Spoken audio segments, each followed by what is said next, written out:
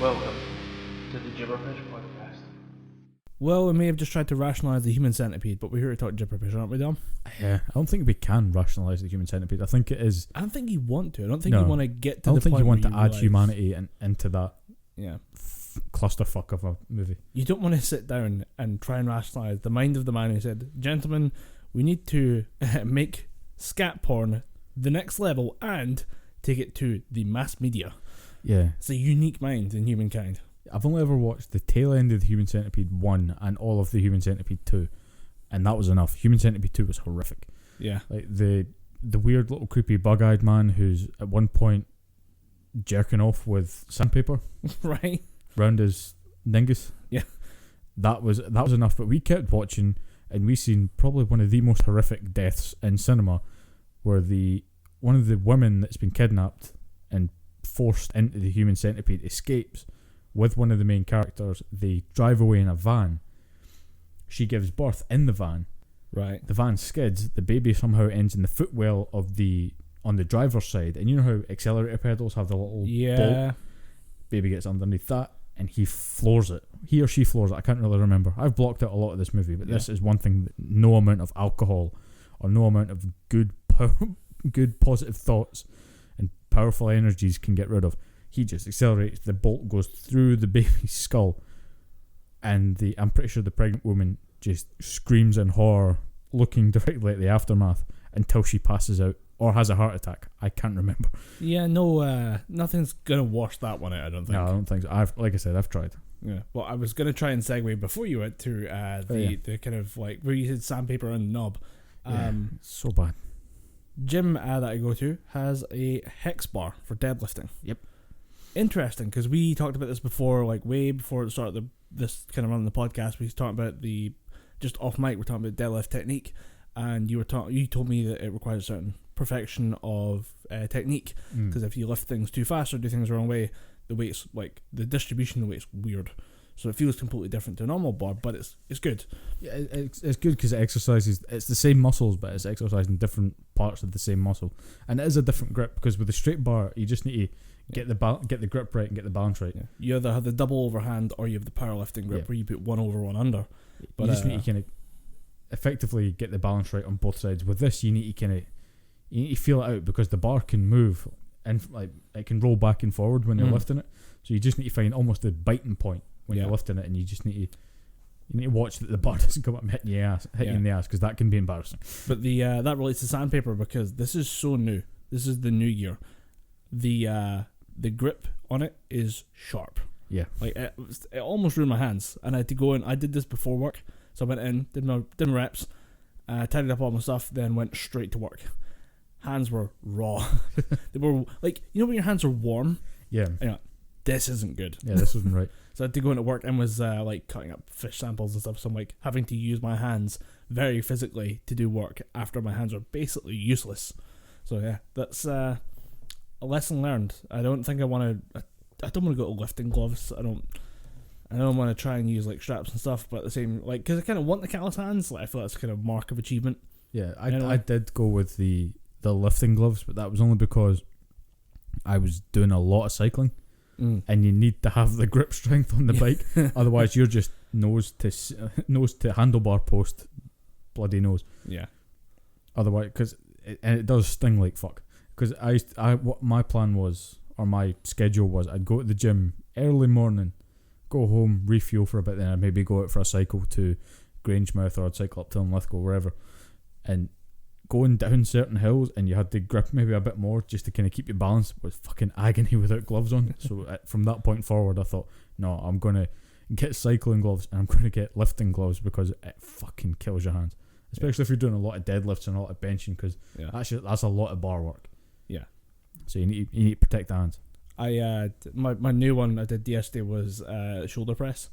With like a bit more weight than I'm used to, but also not just like taking it from like a high rack and just pushing up, but actually doing like the full motion of like it's at your like knee level, pull it up, flip it up into the shoulder press.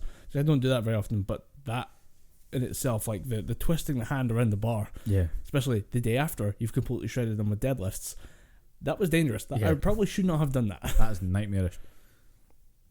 I actually remember seeing a permutation of that was.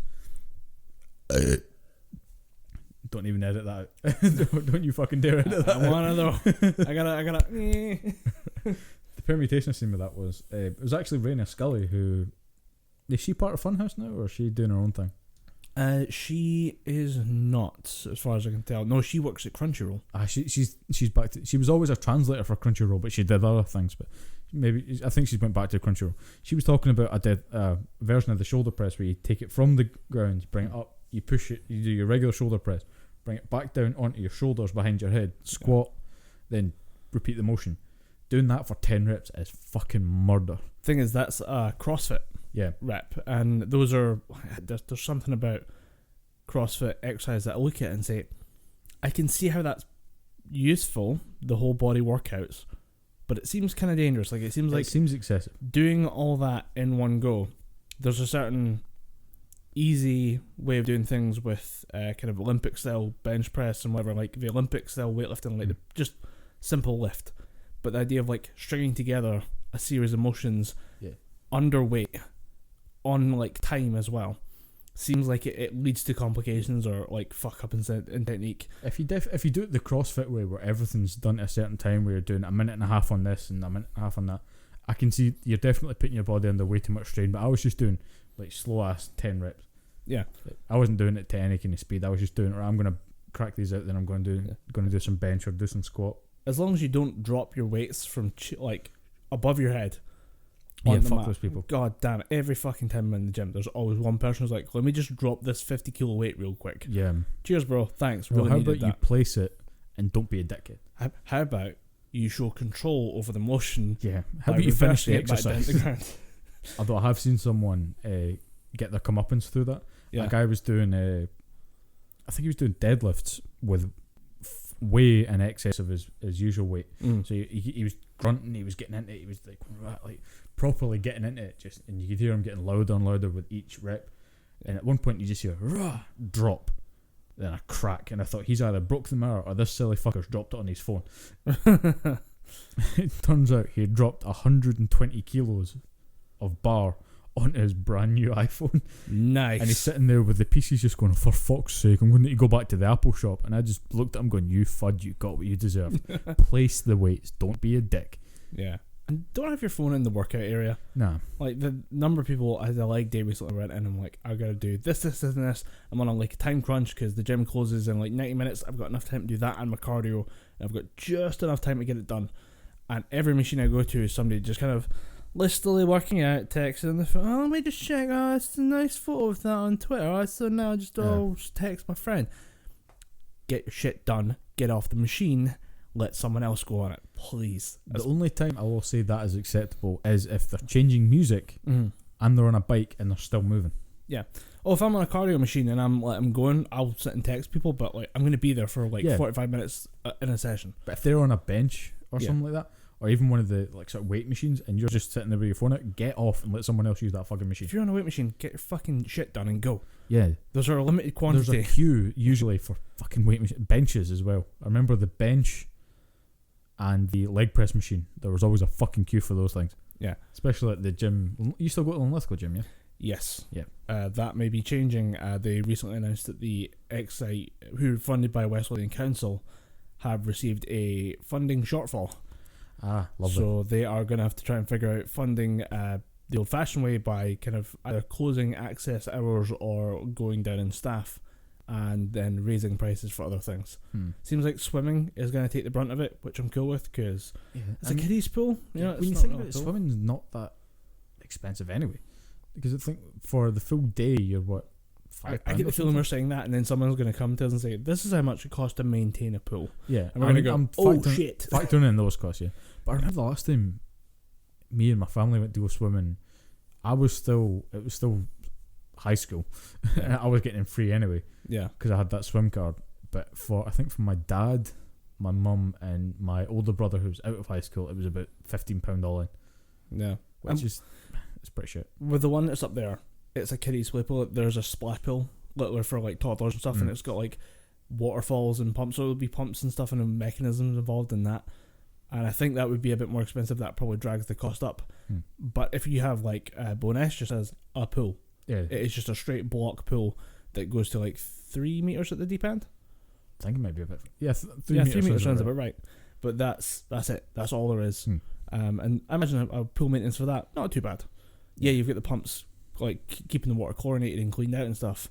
And you've occasionally get to take some little kid's shit out there because kids shit themselves in pools for some reason. Yeah, and a few of my friends, they used to be lifeguards, and they said weekly they were having to do shit like that because you get the school groups coming.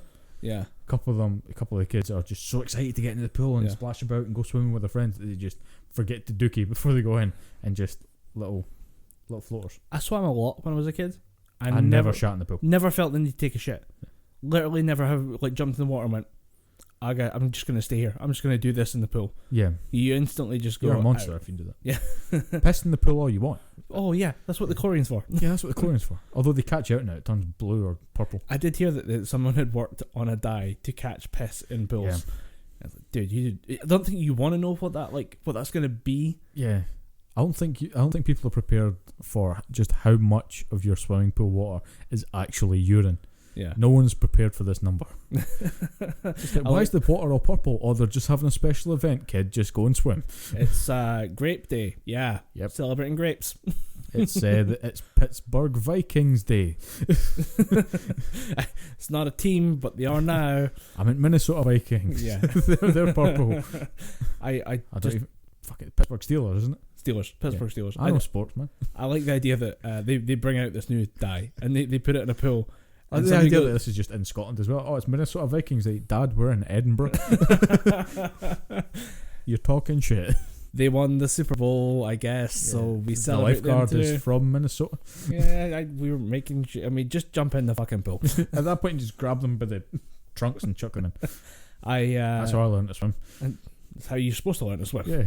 My ex-Navy granddad just went, do you want to learn how to swim? Shove.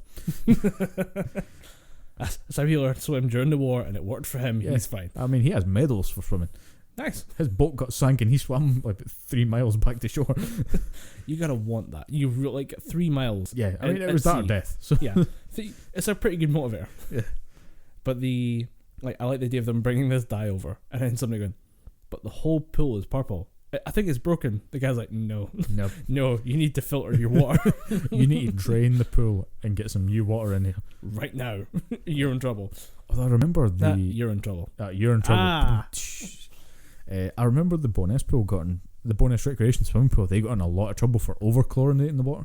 All right. So I remember it was when they drained the pool for something and they were refilling it. Because remember the recreation centre was shut for about 6 months.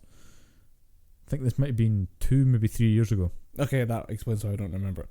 And as soon as they refilled the water back up, they were letting people back in. But maybe a week later, after apparently it settled, kid just went in, swam about, came out, and they were scarlet. See the colour of that cushion? Yeah. They came out that colour. And the cushion there is a very deep red. Apparently the chlorine just aggravated their skin so much. And then they tested the chlorine levels and went, we put too much in. We're going to have to shut for another 2 weeks while this settles. That's really bad. Like, there's a clear science to this, and they knew before they started how much chlorine was enough. Oh yeah. Like, you don't go in these things. You can just sit there with like a pen and paper, work it out. Like, I need this many parts per million. Yeah. I have this much. The water is this many to the litre. Why don't I get this much to the however much the chlorine? Yeah, it's not hard. It's not difficult. It is not rocket science. And you can monitor it with these little dip strips. You got like pH paper. Yeah. There's the same thing for chlorine. Yeah, I think work, and they have them now. The simplest thing. Yeah, they're easy to get a hold of, and I think they have them now. But I haven't been to the recreation centre in a while, and I aim to keep it that way. Yeah, it's been a while since I've been there, and just because the only thing I was there for was the gym. Yeah, and the gym was fucking tiny. It was a room. It was a room about this size. Yeah, that we're sitting in right now, and it was okay. It was a good place to start. Yeah, the trainers were the best there. Like they were good. They kind of showed you what you could use. Yeah, but at the same time, like, yeah. So you really there's other gyms that you can go to with a lot more equipment that you might be interested in. Just check it out. That was what I was told because I think everybody from our town started working out there because it was the only place that was available, and it was about a 10-minute walk away from where we all lived. And I think within about a week they said, right, the stuff that you're wanting, we just don't have. You're wanting to do deadlifts, you want to do rugby stuff, you need to go to Linlithgow. There's just, we don't have the equipment for you. I mean, you're more than happy we can get you for cardio, we can get you for this, but we just don't have what you're looking for. Yeah, they've got good isolation machines, but for like squat racks, it's nothing. I think the only time I went there outside of that was for either rugby training or the few times I tried to get a dodgeball team going. I say a dodgeball team going, it was just me and a bunch of friends dicking about with some dodgeballs. And it didn't end well. Do you remember how close we were to making dodgeball a thing after that movie came out? Because it was so much fun. We played dodgeball every day in PE. We've done that so often in PE. Performance only PE was just, what do you want to play? Dodgeball. I haven't even finished my sentence yet. We want fucking dodgeball. Make it happen. But they're already using them. We'll go use the football. Yeah, we use basketballs. We'll use basketballs. We don't give a shit. Hockey balls, we don't care. We just want to hurt each other. we just want to nail each other in the face with a air quotes dodgeball. Yeah. My favourite memory from dodgeball in PE, I think it was in 4th year. There was a guy in our class. I'll keep his name off there, but he was a big Indian dude, like really big, I know you're talking about. bigger Indian dude. And he got really, really into PE because whenever we were playing dodgeball or football or basketball, he would always grunt before he threw it. Yeah. If he went for a shot, it'd be like as he was going for the shot. It's like, dude, it's playing basketball. Calm down. Yeah, dude, chill the fuck out. Really good guy. Like, I had a lot of time for him. I still see him occasionally kicking a bit in Lithgow, but I think he works for a pizza place nearby. A driver. But we were playing dodgeball, and it was when it was in 4th year, and there wasn't enough for the full class, so they amalgamated us with some of the 3rd years.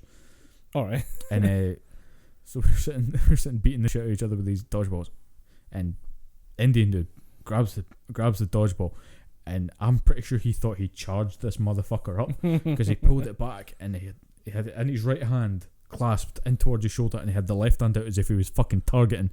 And he went, fucking lobbed it, aiming for one of the girls in the other team. She just didn't even dodge. She just crouched down, shrieked, and then just daintily pushed her dodgeball at the Indian dude and got him out. And he just went, motherfucker. I was catatonic. I was laughing that much. It was great. I think it might have been 5th year actually, with the 4th years. But anyway, yeah, that was one of my favourite memories of dodgeball. Hockey as well. We got fucking violent with hockey. Field hockey is underrated as a sport. I was thinking about this the other day. Great. It's underappreciated because it is a lot of fun. It's great cardio. You run way more than you do with like say soccer or like other sports out on a field because positioning is key. Yeah, like you need a good lane, and it's very hard to get the shot through. So you have to have people sprinting up and down constantly, and it changes hands so much. You have to like pay real good attention to a tiny little yellow or white ball that's rolling around at stupid speeds. Oh, and if you get it wrong, you lose an ankle. Oh yeah, or in my case, you break toes. I remember our PE teacher played with us for a few. Played with us. I'm going to delete that. So our PE teacher played with us. No, Dom, we don't edit it now. No, our PE teacher joined us for a couple of matches, and he lined up a shot, and I thought, right, if no one gets in his way, that's him. Points his games the other teams, and he fucking shoots. And instead of trying to block it with the hockey stick, I stuck my foot out. God damn it. And it hit me big toe and middle toe, and they just eviscerated. They're dust now. I went home, and parents noticed I was limping. I was like, what happened? I went, I got hit in the foot with a hockey ball. So what, you think your toes are broken? I was like, maybe, probably. They're blue. I just occasionally I scream. It's fine. Yeah. I mean, occasionally I start speaking other languages that I didn't know, but I'm pretty sure I'm swearing. Whatever I'm saying is angry. Yeah, it's not positive. It's all anger. I also remember, and were you there when we were playing hockey? And there was the fat ginger dude getting flipped by the skinny brunette girl. I'm not going to say their names. I know who you're talking about, but I did not know this happened. It was so fucking brilliant. At the start of any field hockey game, there's the challenge for the ball. Yeah. Like, with basketball, they throw the ball up in the air and you either bat it back or whatever. That's the top, the tipping. Yeah. The tipping. With hockey, there's just a challenge. So you'll get your two. I think we just nominate two players. I think we went. Your captains go for the challenge. Yeah. So. Big ginger dude, like not big as in muscle, big as in fat, like fat ginger dude on one side. Who always wanted to be captain. Never played sports. But hated hockey. Hated hockey. Our PE teacher always operated on, if you swear 3 times in a lesson, you just had to go. And as soon as he found this out, he went, I didn't know that. Fuck, fuck, fuck, fuck, fuck, fuck, fuck. And she just went, right, you're on a punishment where we're all sitting here having fun. You get to sit in the PE base and write out, I will not swear about 100 times. And he went, fucking brilliant. 110. But the first time he played a match, he was the captain, and he went up for the challenge with the skinniest, daintiest brunette girl who was we all used to hang about with for quite a while. We used to hang about. I think she's doing her own graphic design thing now, but that doesn't really matter. So big fat ginger dude, little skinny brunette girl. They both go for the challenge of the ball. She manages to hit the ball underneath him to her, then scoop the ball round to a player behind her, and then catch his ankle and flip the bastard. At that point, and what I can only describe as an excellent display of committing to the bit, me and two other people who were on the girls' team fell to the ground because the fat guy fell. We were just like, oh, earthquake. Oh, we were pieces of shit. But I genuinely remember the skinny girl, the brunette girl, going up to the ginger dude going, are you okay? Because if it's who I'm thinking about, she is the nicest girl. Oh yeah. She is an absolute sweetheart. In nice sense of the word, that she would never really wish harm on anyone. Oh yeah. And all of a sudden she just exactly rocks the sky. And all of a sudden that guy's dead on the ground. It's like, oops. It's the legit, if it happened in a movie, be like, bullshit. It is exactly who you're thinking about, by the way. It is exactly who you're thinking about. And of course, me and a couple other guys in the team, we were gracious about it. We offered to help him up. Did we fuck? We went over and just went, you got knocked the fuck out. I was thinking about, this is one of the other couple of days, is that, you know how people get really, some people have this weird fascination with the idea that your school days are the best days of your life. I think that might be the stupidest thing that anyone ever said. Oh yeah, I mean, especially I remember the good things, but there's a lot of bad shit in there. I got bullied a lot, because I had long hair. I mean, everyone else had the ice gemmed haircut, or the spiky do, but I had the longer hair. I mean, I've been grey since I was fucking 12. Yeah. I liked heavy metal. I mean, you were a decent amount shorter than most people as well. Yeah, I was quite a bit shorter than most people. When high school was basically just about physical intimidation. Yeah. And try to avoid a fight through physical intimidation. When you're a bit shorter, it just ends up being the shit end of the stick. I think at my tallest just now, I'm 5'6". I think in high school I was maybe 5'2", 5'3". I wasn't massive. Yeah. But yeah, I do not have many good memories about high school. I remember getting eggs thrown at me. Having to go home because someone threw an egg at my head. Jesus Christ. Because someone came up to me and happy birthday and smashed an egg. Egging people on their birthday was a thing for some reason. Yeah, no one did it except one time it fucking happened to me. God, you're the one person who got egged. Yeah. But it's a dumb thing that people I think it's to get people to just enjoy the good moments when you're in high school and things suck, and especially now with cyberbullying, when the bullies follow you home via direct messages and stuff. Yeah. And stuff can happen constantly 24/7. I think it's a way of motivating kids to say, look, this is the best days of your life, enjoy them, savor the little things in a way. But at the same time, I think we should be shifting that to, dude, do you know how good it is to be in your 20s with a little bit of disposable income? Oh yeah, it's the shit. Yeah. Dude, I just bought fucking Dragon Ball Super Broly on Blu-ray. I bought myself some comfy as fuck charity underwear and new sunglasses. Because I had the money. Yeah. It's a weird thing where just enjoy what is simple. Yeah, life gets a little bit more complicated and there's more to think about when you're a bit older. But see, once you've got that shit down, 18 to 20 will probably be a bit of a mess. Don't know how much worse it would be if you go to uni at the same time. Oh yeah, I think there's a reason why most universities are more leaning towards people that are in their early 20s to mid 20s for applications, as opposed to someone who's fresh out of school.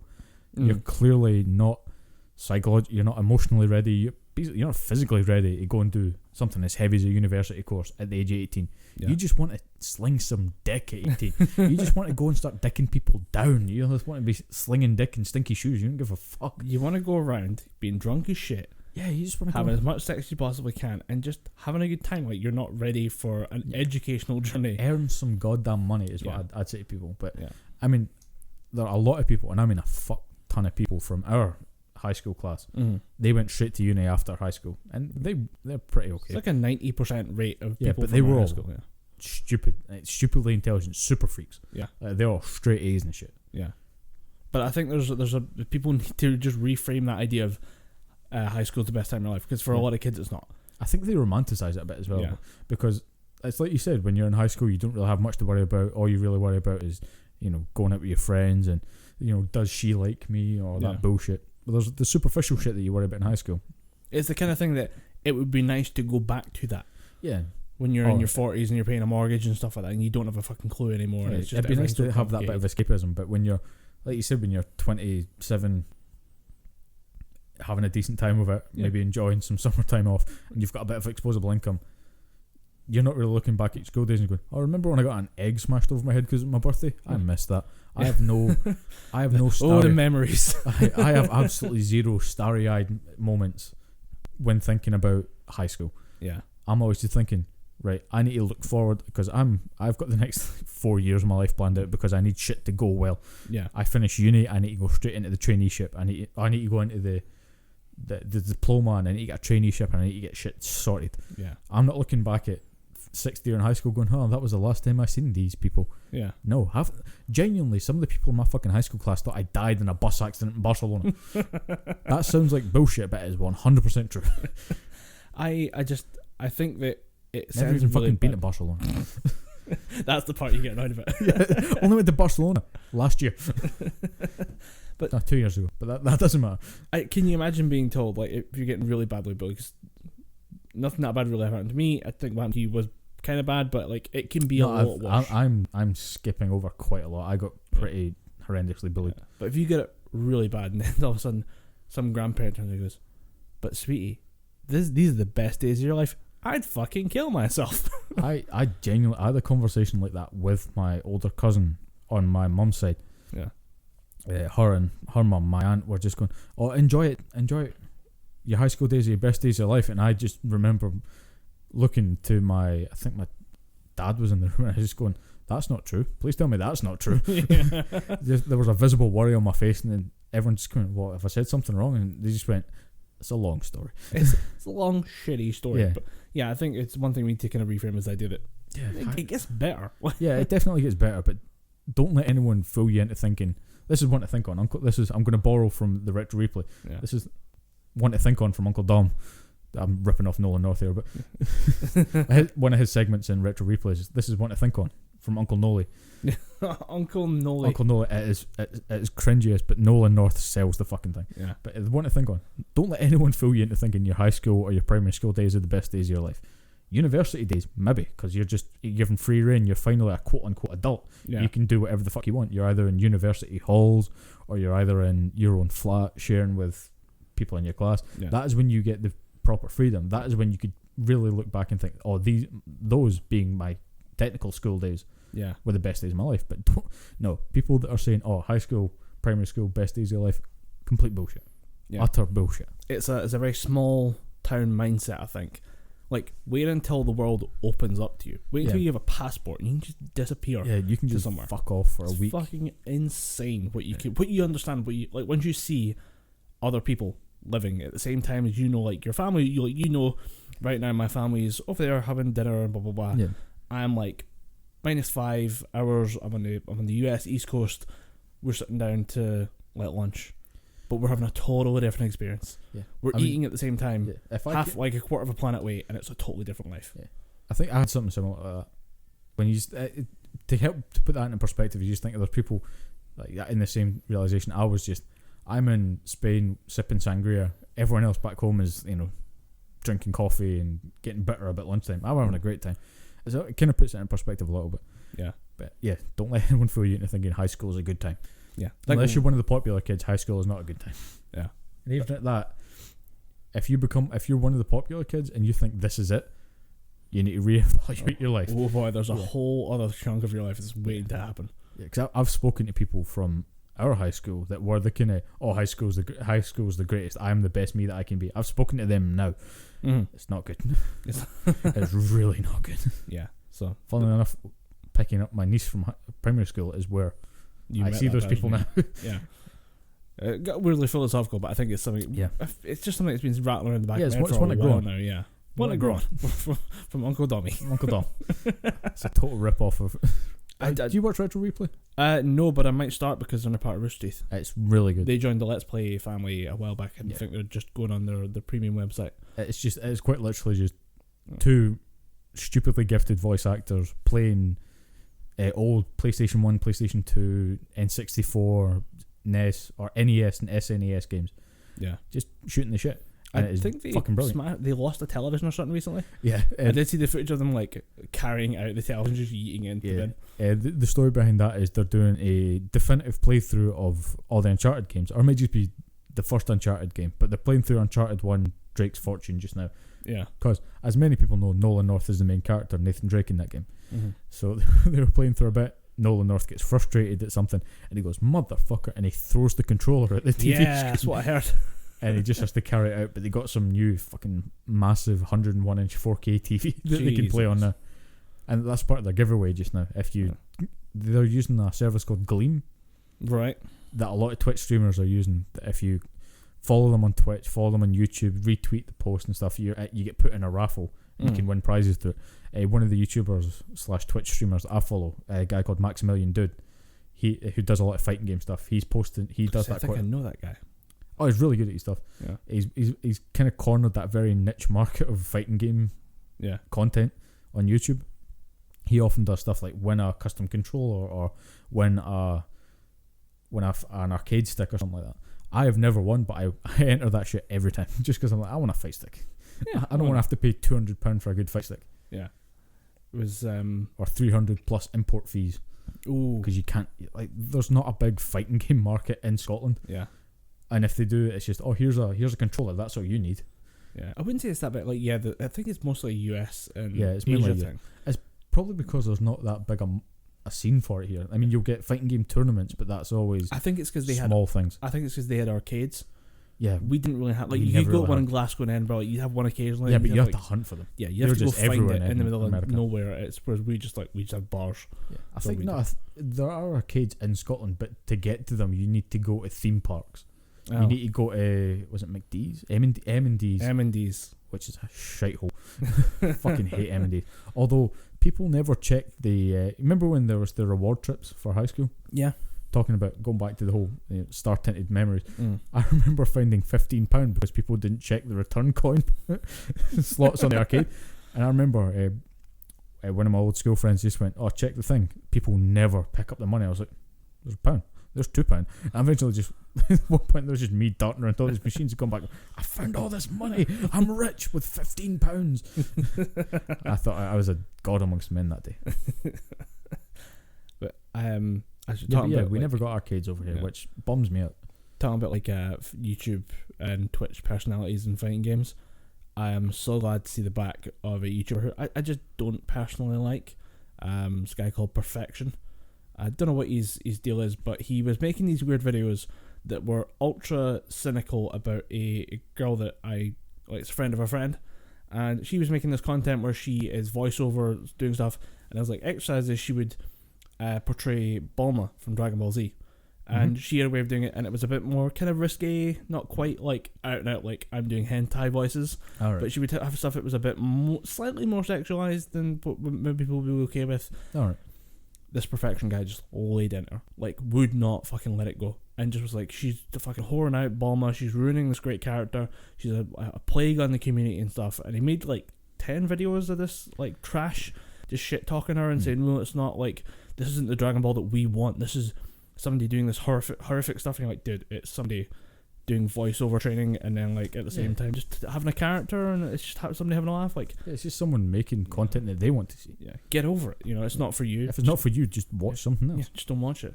But this guy took it upon himself to semi-police the Dragon Ball community and like have things set to his standards because he's Perfection or whatever. Like, literally, his name is Perfection. Yeah. So he then goes on to the Kick Vic thing that's been going on. He tried to cast aspersions on Nick Rekieta of Rekieta Law, who organised the GoFundMe for Vic Mignogna's legal fees. And he was saying, man, I don't think we can trust Nick Rekieta and all these guys who are making YouTube videos for clicks and for views and for money. And at the same time, this guy is monetizing like live streams about the same thing. because apparently it's okay for him to do it, but not anyone else. So he's a real fucking hypocrite. And he's a total dick. Yeah. And he goes on Nick Rekida's stream, and they have it out for a bit, and Nick murders the guy, like straight up, just like he's savage. Somebody who does internet arguing versus somebody who's a lawyer. Yeah. Holy fuck! It was just joyous to watch. I just sat there going, you sound like such a dumbass. Like the whole time he thinks I've got this really convincing argument, and Nick will just say, actually stop, and then walk him all the way back through his original opinion to the point where he says, well, maybe you've got a point, and then just flip it to, and now here's why you're wrong. But just mic drop.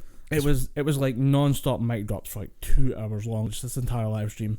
And then because he's been getting into it with like every YouTuber on the fucking platform at this point, his channel gets pulled for, I think it was harassment. It's been taken down for community guidelines, and all these other channels have been pulled since then, because once you get banned for one channel, they just all your channels have to go. I don't know, if somebody's like pulling at wires. Switchboard just going, you can't have that. YouTube still works on a switchboard. That'd be fucking brilliant. The algorithm is just some geriatric 90-year-old woman with a cigarette hanging out her mouth, just going like shakily putting in switchboard wires. That would explain so much. Yeah. That would explain a lot about YouTube.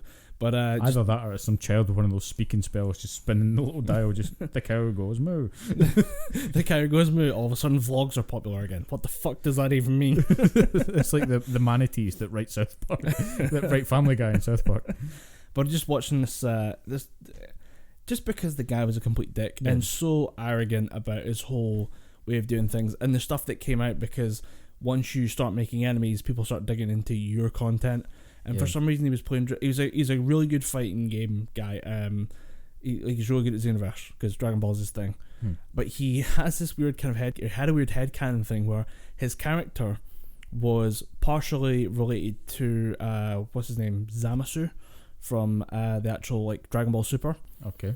And then it was like a forbidden love child between one person from that race and a main Dragon Ball character, and then that guy was the ultimate warrior and stuff. And this is all just in his head as like his thing, his headcanon. And he would run around Xenoverse as his character, just preaching the good word of Zamasu. Making waifus. I don't know how he did it. Like he apparently just like would meet people, and then you can like have the battles and stuff like that, and then he would make marry that them. character. And like I don't know what the fuck, but he had this really weird, for someone who's such a moral kind of Puritan, he had this really weird sadistic headcanon of like how his character was in Xenoverse. You're like, dude, you're creepy as fuck. You know this, right? There's a therapy session waiting for you. Yeah, it's really strange. But he got his channel pulled this week. I just watched the whole thing happen. I'm like, okay, bye. We're not gonna miss you. Yeah. You're kind of a dick. We're gonna wait for that power vacuum to seal up again. Oh, there's no power there. All right. It's the thing is, it's at that level where when YouTubers start, it's just kind of like, oh, we'll just do whatever we want, and then they find the rhythm, and they kind of gradually go up to like a couple hundred, then like 1,000, and then once you get into like multiple thousand, you notice that some YouTubers get really kind of bitchy. Yeah. He was at about 6,000, and he was obviously getting into that really bitchy phase where the only way up is to drag someone down. Yeah. So he was going by that kind of logic to just try and climb his way up. He was newbie crushing, basically. Yeah, well, not really newbie crushing, but most people see it more effective to a little bit newbie crushing at the time, but then also to just kind of punch up, because then you're the underdog. People want to back the underdog, yeah. And then all of a sudden you have like him going after Bulma Bunny, who was at like a couple 100,000 subscribers, because her voiceover works pretty good, and subscribers don't mean shit anymore, but like it's still a metric in the community. But it's still important to some people, because I know there are some channels out there that are still talking about, let's bump up that subscriber. Yeah,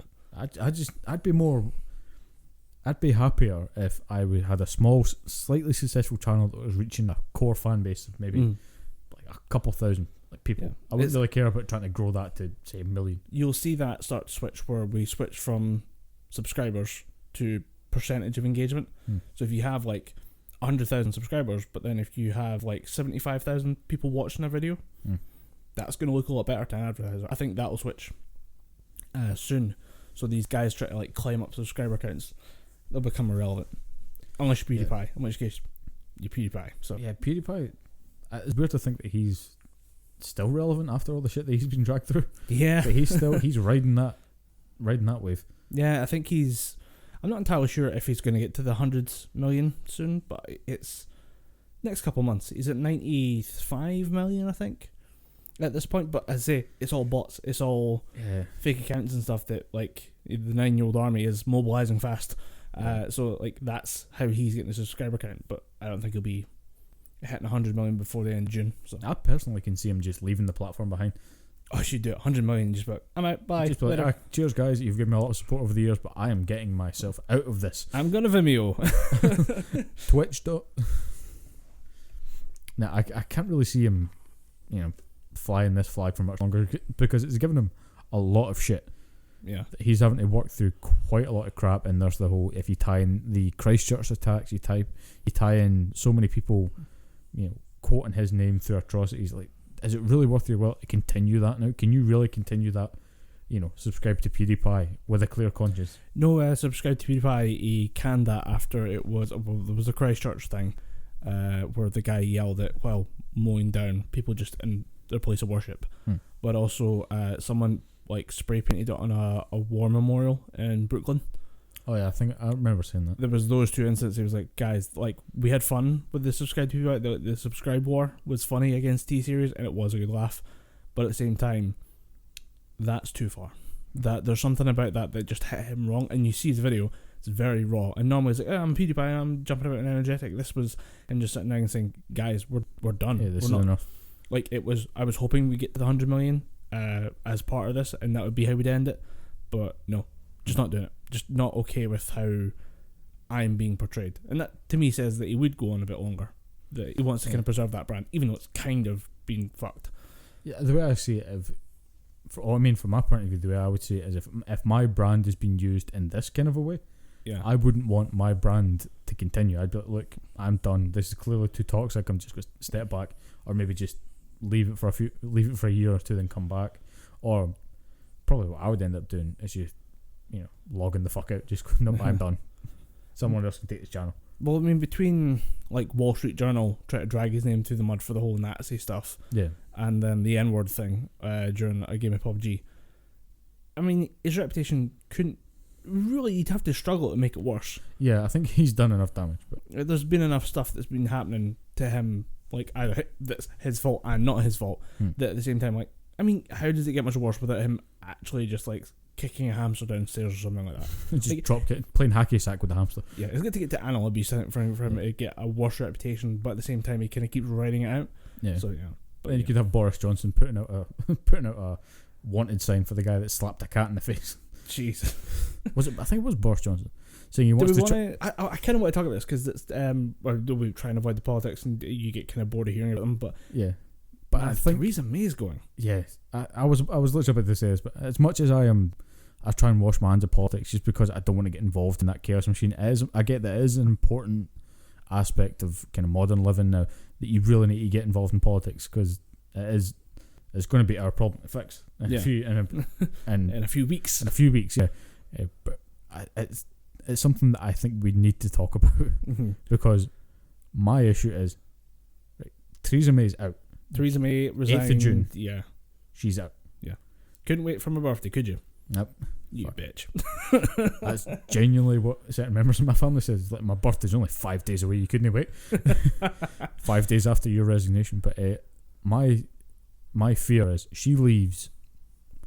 Current polls are putting the Brexit party high up there.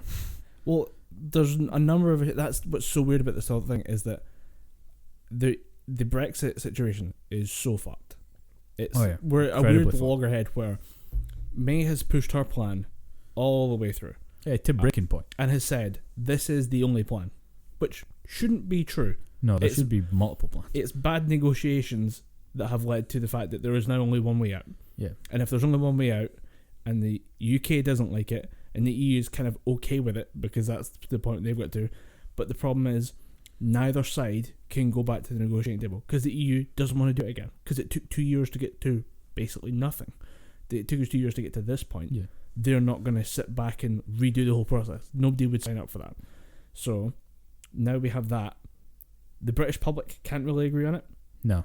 It seems incredibly divisive. And the problem is that British politicians can't agree on it either, because it's cross-party lines. Like, there is no...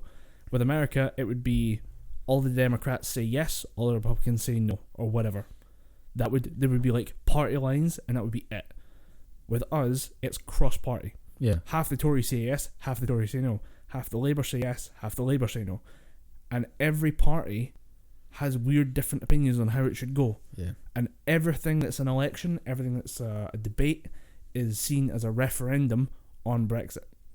It's at the point now where I think we actually need a referendum on Brexit again. Yeah, I think, just taking it from sheer facts, I don't think as a nation the UK is ready to cede from the EU, because, like you said, it's taken us 2 years and we've accomplished nothing.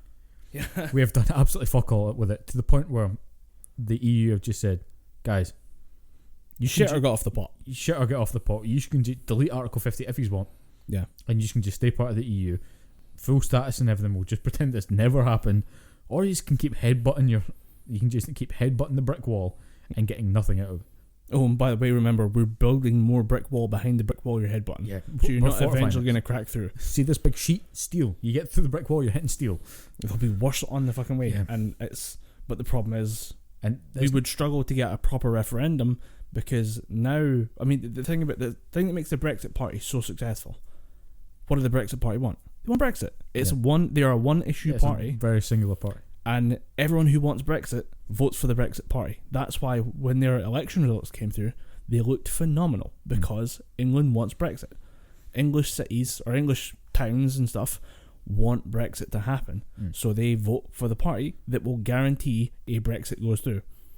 Doesn't matter what type goes through. The Brexit Party will settle for no deal Brexit and figure it out afterwards. Yeah, they just want Brexit to happen. They won't relent on that stance. But they know, either they know, or the kind of renegotiation parties, which are like 2/3 of the options, have like 100 different options between them. There are so many different variations of what Brexit should be. Like every different member of parliament at this point has their own version of Brexit, and trying to pick one to vote for has totally skewed the vote. So it's either yes or it's not like just a yes no question anymore. It's hard Brexit, soft Brexit. There's like 100 different types of issues to go through. Yeah. And we have, 4 months left? Something like that. We don't have long. And I remember actually majorly messing with my friend's head. We were talking about it, and he just said, we're either going to get a hard Brexit or a soft Brexit. And I went, you do realise legally they have no meaning. Like you can't legally enforce hard and soft Brexit. I went, yes you can. It's like, okay, what's a hard Brexit? Well, we want this deal, that deal. So they have no meaning. Face the facts that hard and soft Brexit, they're just buzzwords. Yeah, get that out of your head. But I think at this point, the people that are for Brexit, like you said, will settle for anything as long as we'll leave the European Union. Yeah.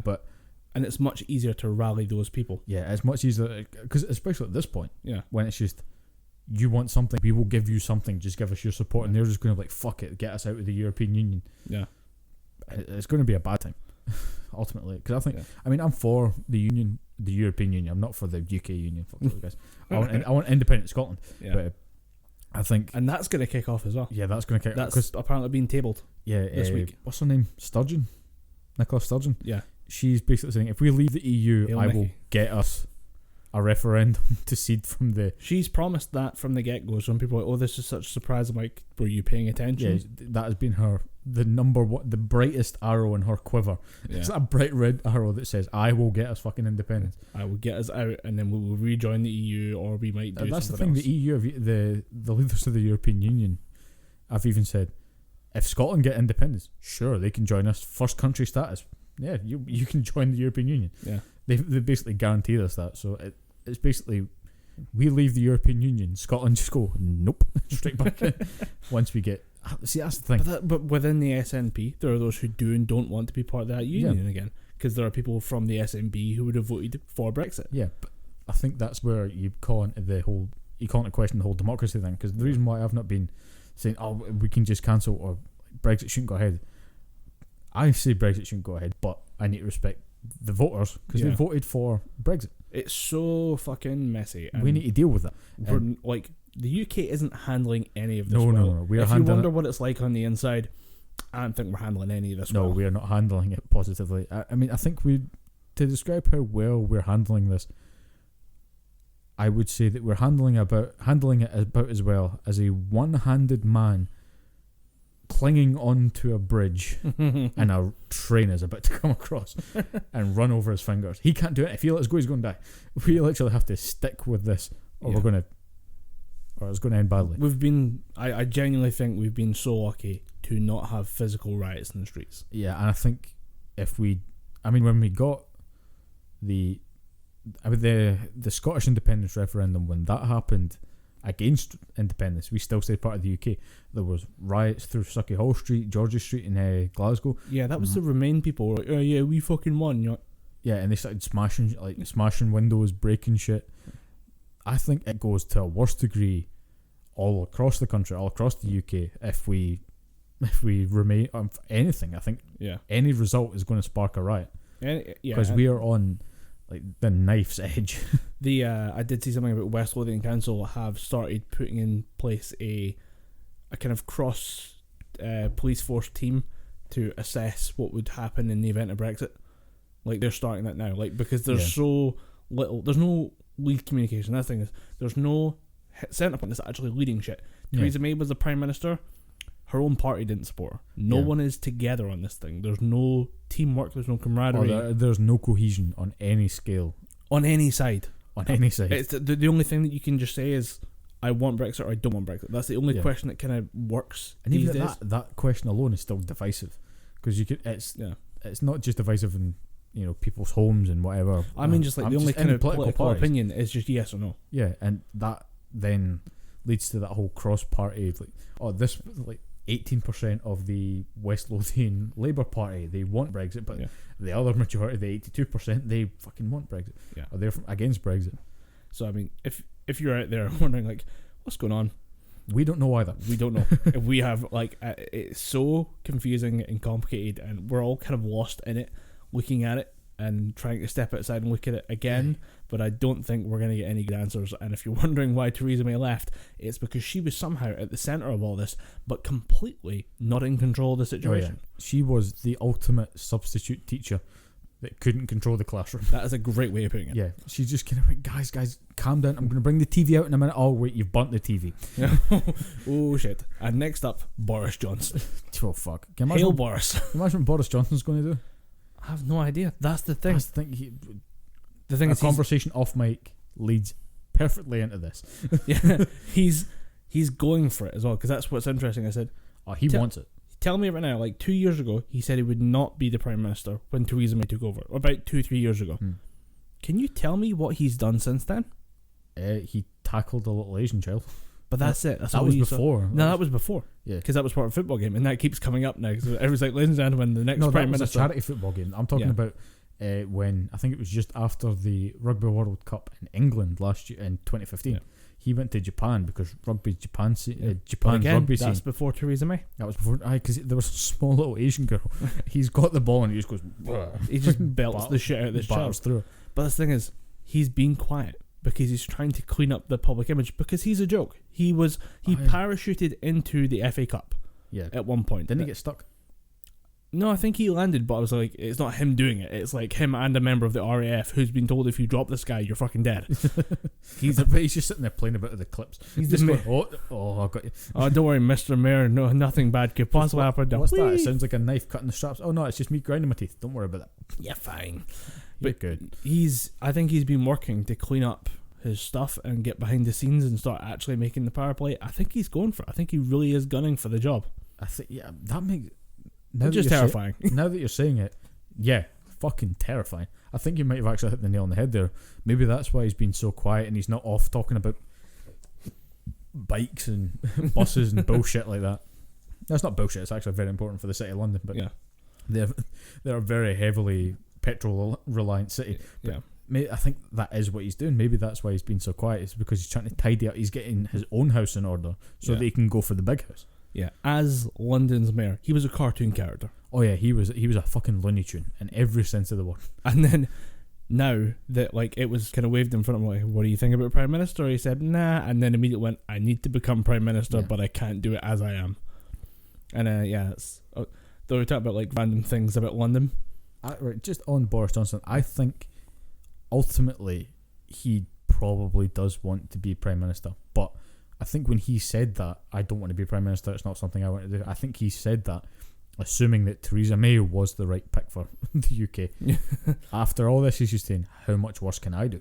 No, I think he saw what was going on with Brexit and said, nah, not taking this one. Nah, not getting involved. Walking away, hands up right now. Oh, I don't think it's right for me to be the Prime Minister. Yeah. And then it'll come back. I have rhubarb to lovingly rub on my thighs. He was assuming that by this point we'd be done with it. Like, we'd be out or it would have been resolved in some way. I think he looked at it and said, I'm just not going to get involved. Yeah, and I think that's the smartest thing that man has ever done. Yeah. But just to speak of, like, to segue away from it, just for comedy value, I saw this morning, and to keep it kind of tangentially connected to London, I saw that John Cleese was trending on Twitter. Yeah. And I immediately went, oh God, don't tell me we've lost John Cleese. Oh, Does no. that happen to you as well? Every time Immediately I assume someone's dead. Every time I see an elderly comedian, actor, or celebrity that I've personally followed for a number of years, I see them trending or I see them on Facebook, my mind immediately goes to, oh no, we've lost another one. Yeah, immediately. 2016 left its mark. Yeah, it was when I seen Terry Jones from Monty Python. Oh right, yeah. When I seen him and how he's got basically crippling dementia and how he's basically slowly but surely losing most of his motor functions and memory. Jeez. It's got to the point where Michael Palin went to go and talk to him and he couldn't even recognise him. He just looked at him and he was like staring him up and down. Yeah, completely vapid. Just trying to figure it out. Yeah, and when I seen that, as soon as I seen Terry Jones, I was like, oh no, he's dead. And I was like, oh. And then after seeing what he had, I kind of thought, read the article, you're like, oh, maybe that'd be better. I kind of wish if he passed away, that'd have been easier. Not that I'm saying I wish he was dead. Yeah, I'm just saying there's a certain point where you say, deal. I wish you would pass away at a good state rather than having to live through that. Living decay is a fucking nightmare.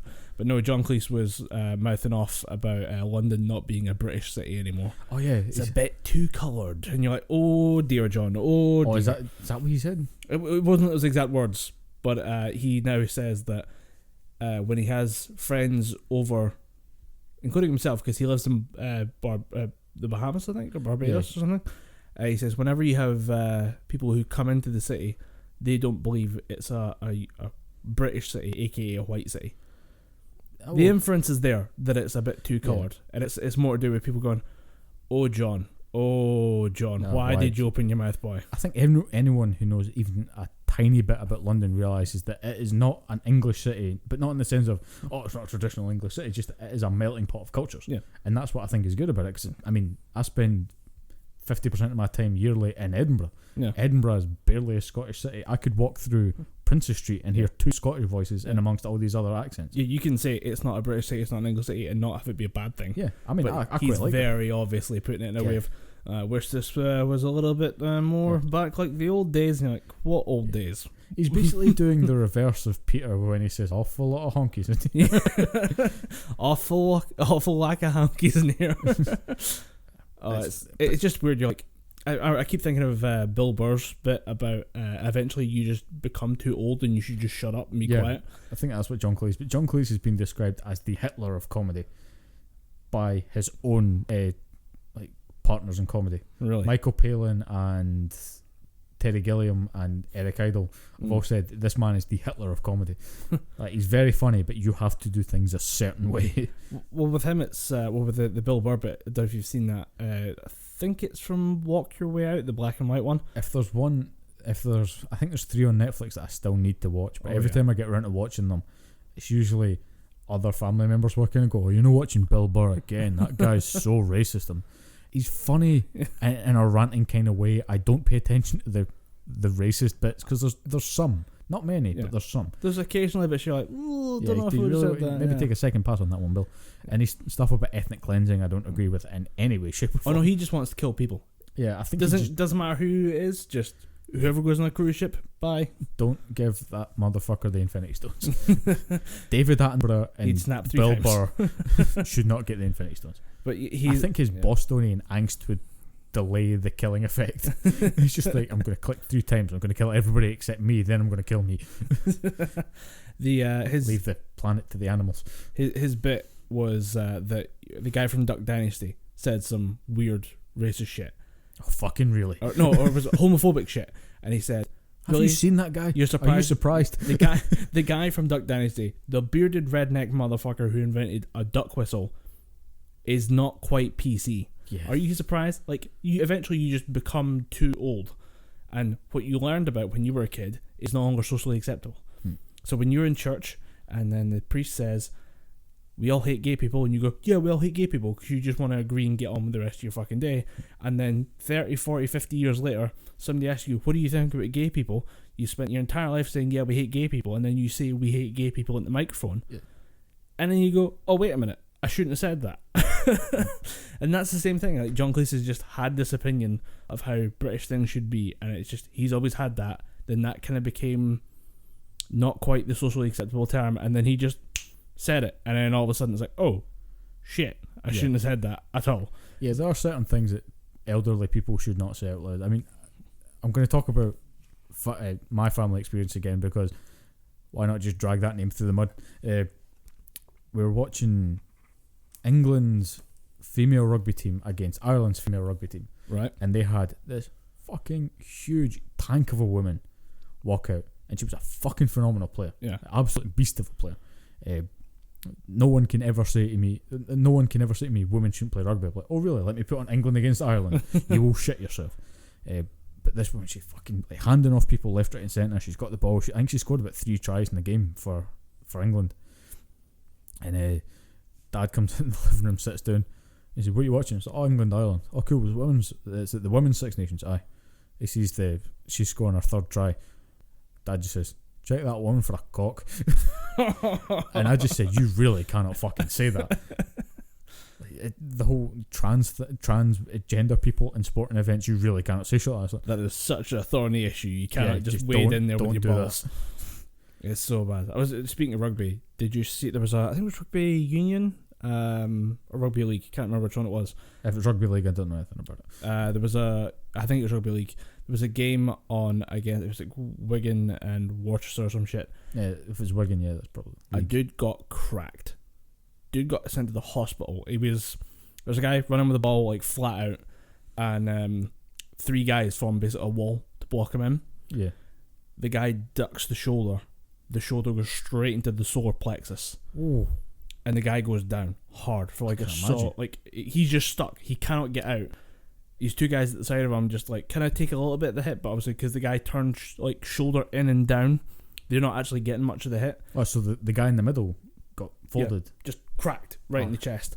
You see this guy go down for like 10 minutes on the ground, just kind of like being like led away. And you can see him like, as he's walking, you're like, that guy isn't breathing right. Yeah, that guy's not okay. Ribs completely like fucked.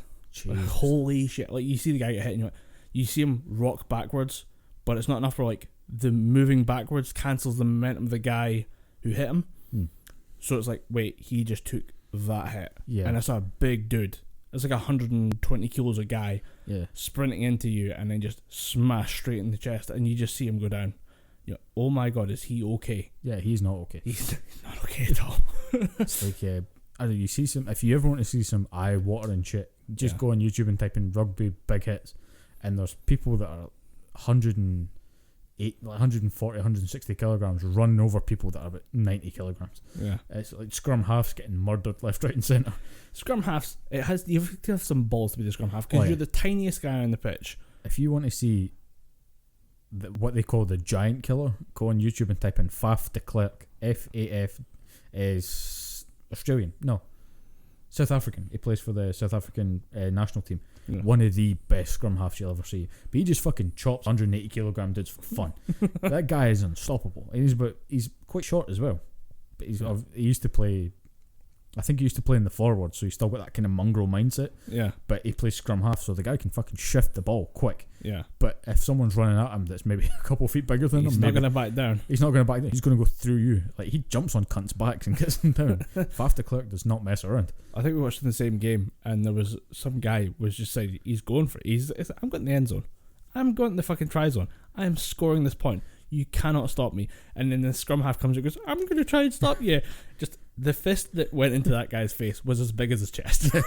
Like, boy, you just got put down. I'm sorry. Like, he just gets palmed off to the side, and then the guy just starts sprinting forward. And there was like 2 people made a decent attempt to try and like grab his legs. Yeah. But by that point, the guy's moving so fast. You can't stop a guy that fast when he's that big. And he goes for it. Fucking great. But I was watching just on the subject of scrum halves getting bullied, I was watching Super Rugby, which is Australian, New Zealand, sort of Pacific Islands type rugby. That is the good teams, the ridiculously athletic teams.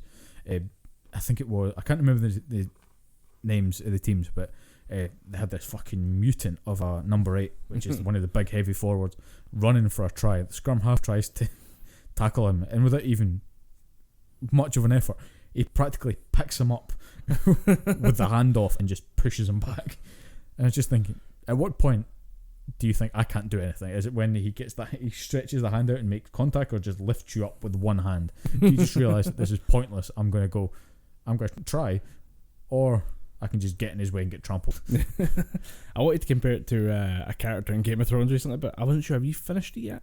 I've officially do not give a fuck about spoilers, because it has, through people on Facebook chats and people sending me shit on Instagram, I know how it ends, and I am not pleased.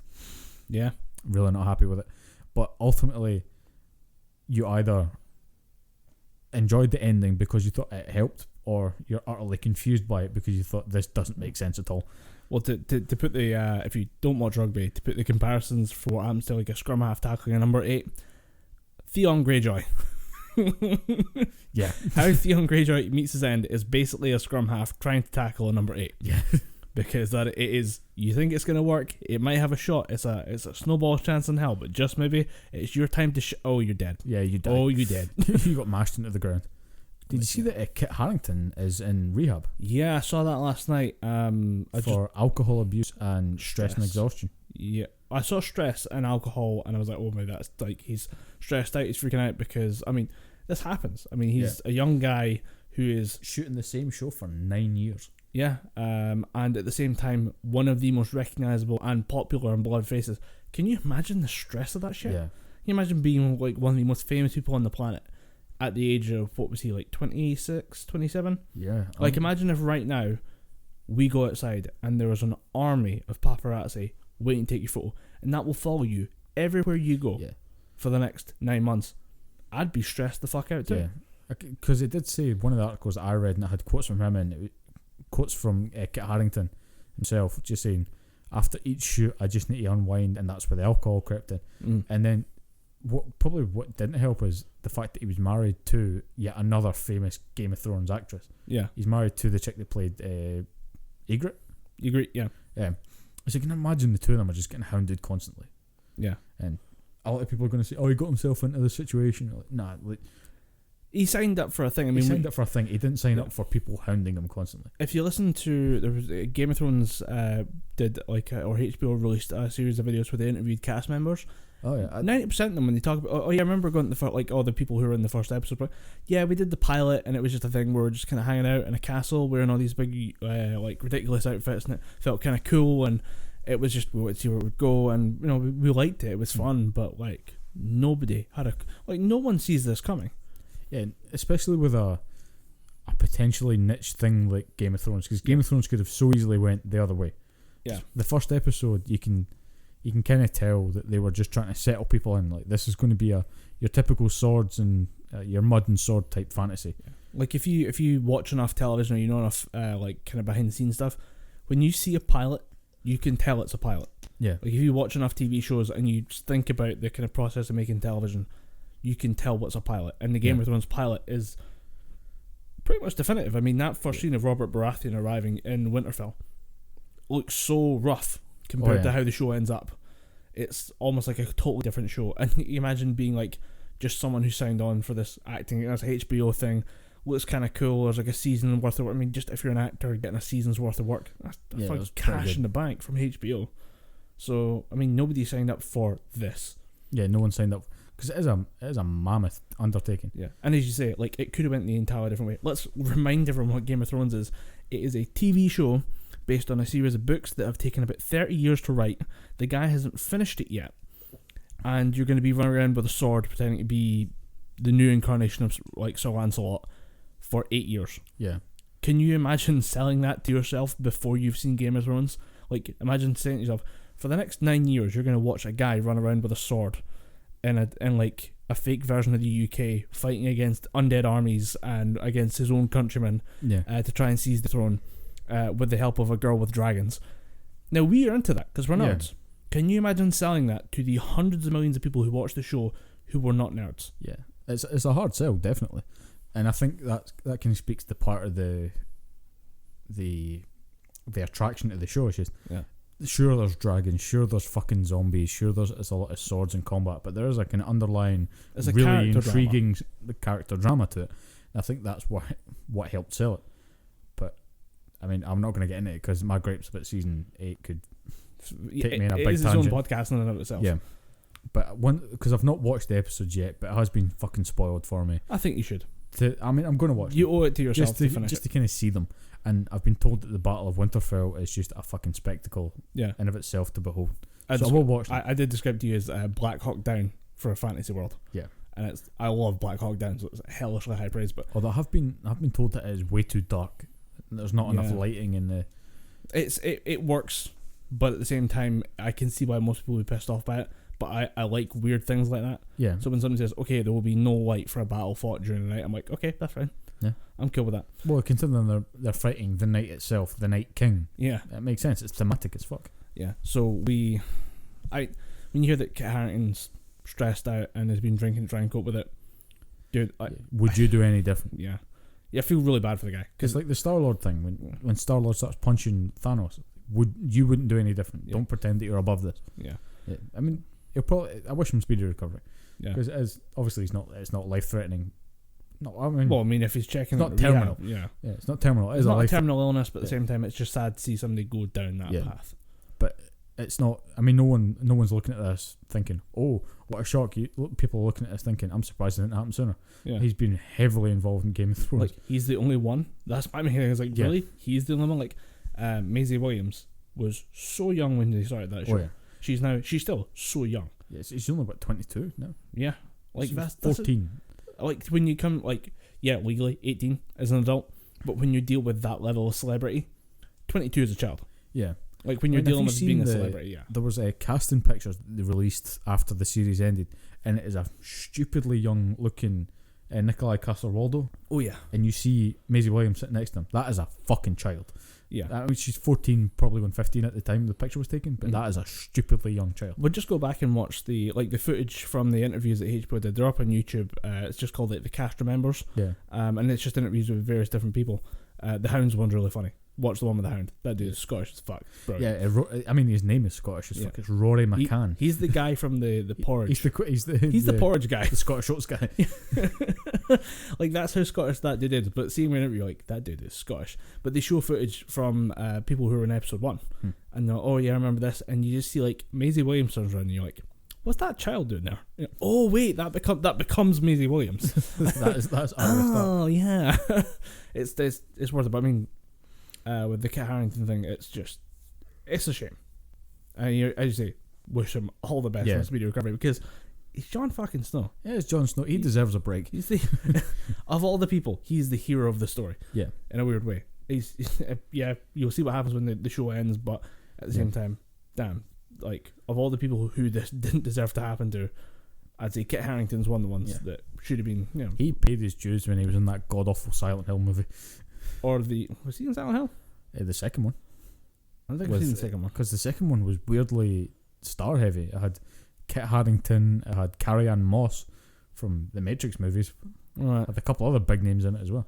But it still wasn't good. Kit Harington's American voice was just a little off. Well, I was just thinking more to do with the when he did the version of... What was it, Pompeii? Yeah, Pompeii. Yeah. Never seen it. That one came out and you're like, dude... A friend of mine and... You could have skipped this one. A friend of mine and her fiancé went to see it, and her fiancé described it as Kit Harington's Abs, the movie. I think that's the reason why she wanted to go see it, and I think he just got dragged along. But you put the work in, you kind of want to show him off. Yeah, I mean, if I wasn't a fat shit, I probably... I'd just walk around with it like kind of tucked up. Yeah, I'd go the full Zac Efron and just go, ladies, like, look at it. So we should probably have gotten to one of our topics by now. I'll jump in. I'll jump in with one of my topics. Going from good TV to questionable TV. You watched the Batwoman trailer. Yeah. I have my thoughts on it, but I'll let you, as the uninitiated Bat fan, or non-Bat fan, So, from the trailer, you're gonna get annoyed because I'm deliberately gonna make the mistake I made. You know what's coming. Yeah, I won't jump in and correct you until afterward. So there's this girl who is missing her lesbian partner, and she's ex-military by the look of things, or some kind of ex-military special forces group, something like that. Something kung fu powers, and something science magic, something karate, something karate, something karate. New t-shirt idea, or new episode title. We'll figure it out.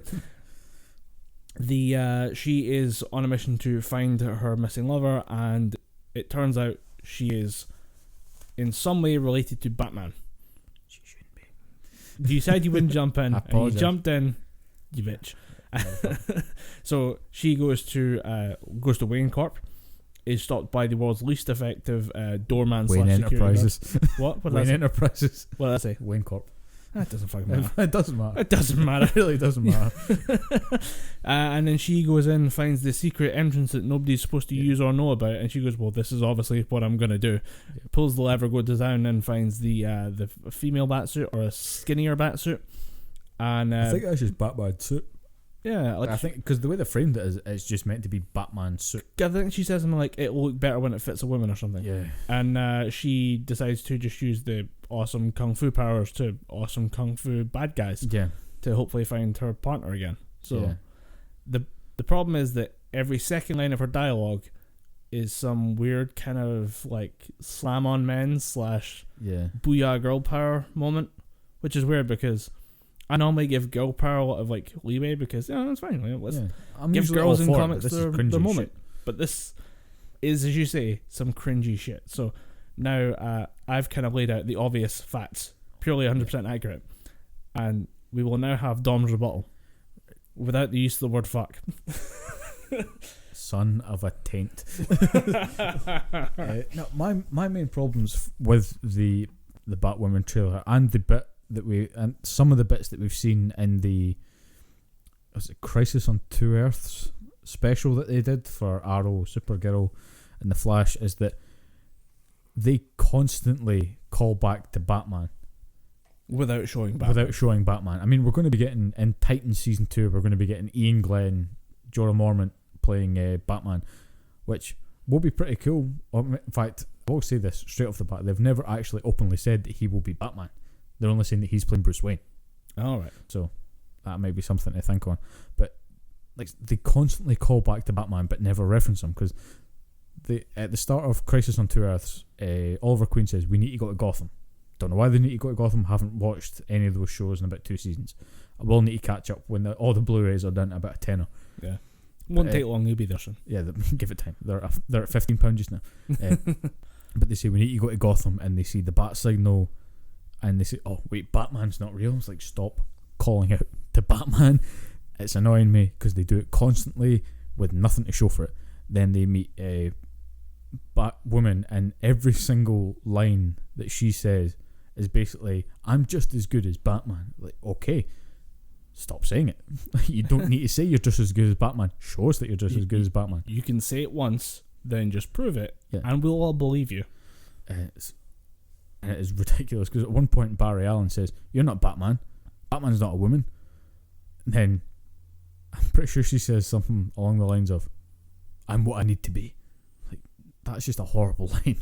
Really, really badly delivered. And it's just a complete rip-off of the one from Justice League. It's weird that seems like, with this whole thing, I've been watching some really bad television. I'm not going to lay into it too hard, but with these kind of dialogue scenes, you need to understand that a dialogue, like a line, hits really well when nobody realizes that the writer controls both characters.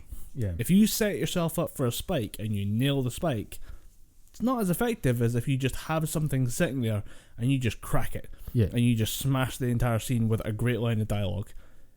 You need to, if you're aware of the fact that someone wrote a line where a character says, you're not Batman. Batman's a man, not a woman. And then you come back with a shitty retort.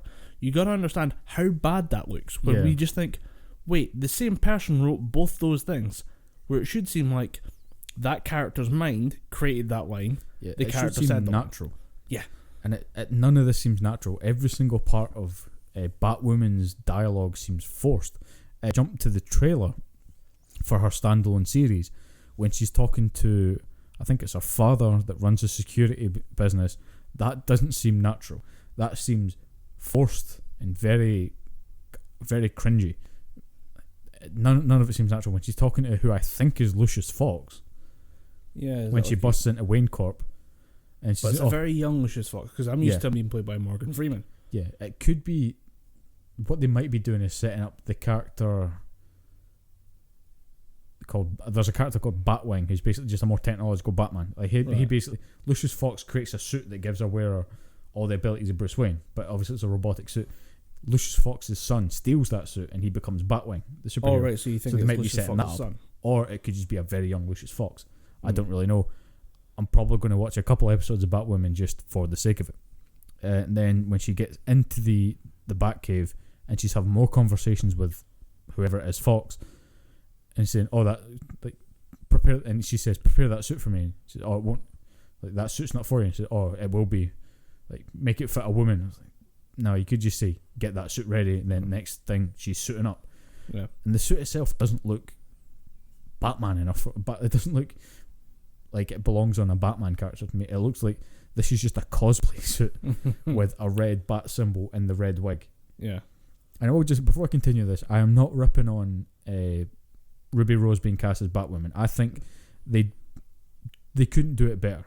Yeah. I think she's going to nail the part, but I just don't think they've done enough in the story to make it interesting. I think the writing is going to let it down. The dialogue, it's a CW show. Yeah, CW show is always going to be the spectacle of a CW show is never let's see how hard hitting the writing is. The spectacle of a CW show has always just been what characters and how do they fight and how do those characters interact. Which is why I think Flash and Supergirl work so well, because these are just basically two children meeting. Then you've got Oliver Queen playing the kind of overarching Batman character, and his stern seriousness plays off the other two. That works well. Then you've got the other cast of characters that kind of mingle and they work well together. Batwoman just seems to be too different to that, and I get that's what they're going for. But they've not done enough in selling Batwoman to make it interesting. Yeah. You're going to need to handle it very well and show a bit more nuance to the character. She's okay, we get it. She's a very hard-edged feminist. What else? What else? Give us another aspect of the character. Yeah. She loves her girlfriend. Okay, that's good. That's a good start. Where are we going with that? Let's take that and explore that and show why someone would fight an army of. I'm assuming it's some kind of weird Joker-inspired gang with the guy with the pig face and stuff on top of the roofs. I mean, the professor with a pig face. I think that could be the character Professor Pig, who is obsessed with perfection. He kidnaps women and basically tries to turn them into dolls if he can't get the perfect one. Right. So, I think that's Professor Pig. No, Professor Pig is just trying to create the perfect human. So he's tracking down different aspects of humans to try and make them perfect. Does he not Frankenstein some people together, I think, at some point? Yeah. You fight him in Arkham Knight, and it's really cool and very creepy because he's always singing opera while he's doing it. And it sounds cheesy, but the way that they show it in Arkham Knight, very creepy. Yeah. I just think if that was your debut for the show, for this character, for a quite well-regarded character, it's gonna get messy. I don't think everyone's gonna really look forward to or really enjoy the show. I think what the writers are gonna struggle against is the fact that they've made Kate Kane related to Bruce Wayne. Because the coolest part about Kate Kane in the comics was just she was nothing. She was no relation to Batman whatsoever. They weren't cousins, they weren't related. She just seen what Batman did and was inspired. And that kind of leads into one of the worst lines in the trailer. It's just, why would I let a man do what a woman can do better? Does that line really need to be put in there? She's not trying to be better than Batman. She's inspired by Batman. Yeah. But she doesn't think Batman goes far enough because Kate Kane uses guns for quite a bit because she wants to put the criminals down. Then that's when Batman steps in and says, I'll show you a better way. Right. She's still part of the Bat family. Yeah. But she just doesn't follow Batman's rule. That's part of what I think Batman's core strength is as a series, is the idea that it's not the family you're born into. With Bruce Wayne being a Wayne, he has unlimited money, unlimited funds, he can do whatever the fuck he wants. Yeah. And has done.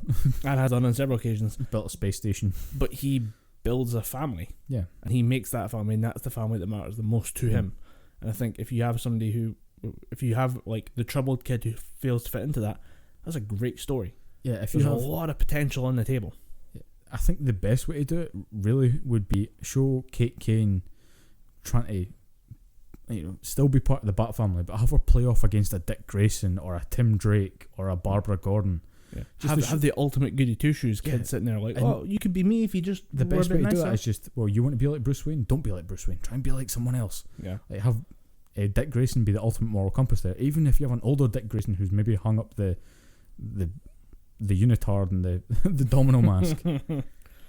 But just there's so many different ways that you could do this show. I just don't think CW, outside of maybe the casting, have done it well.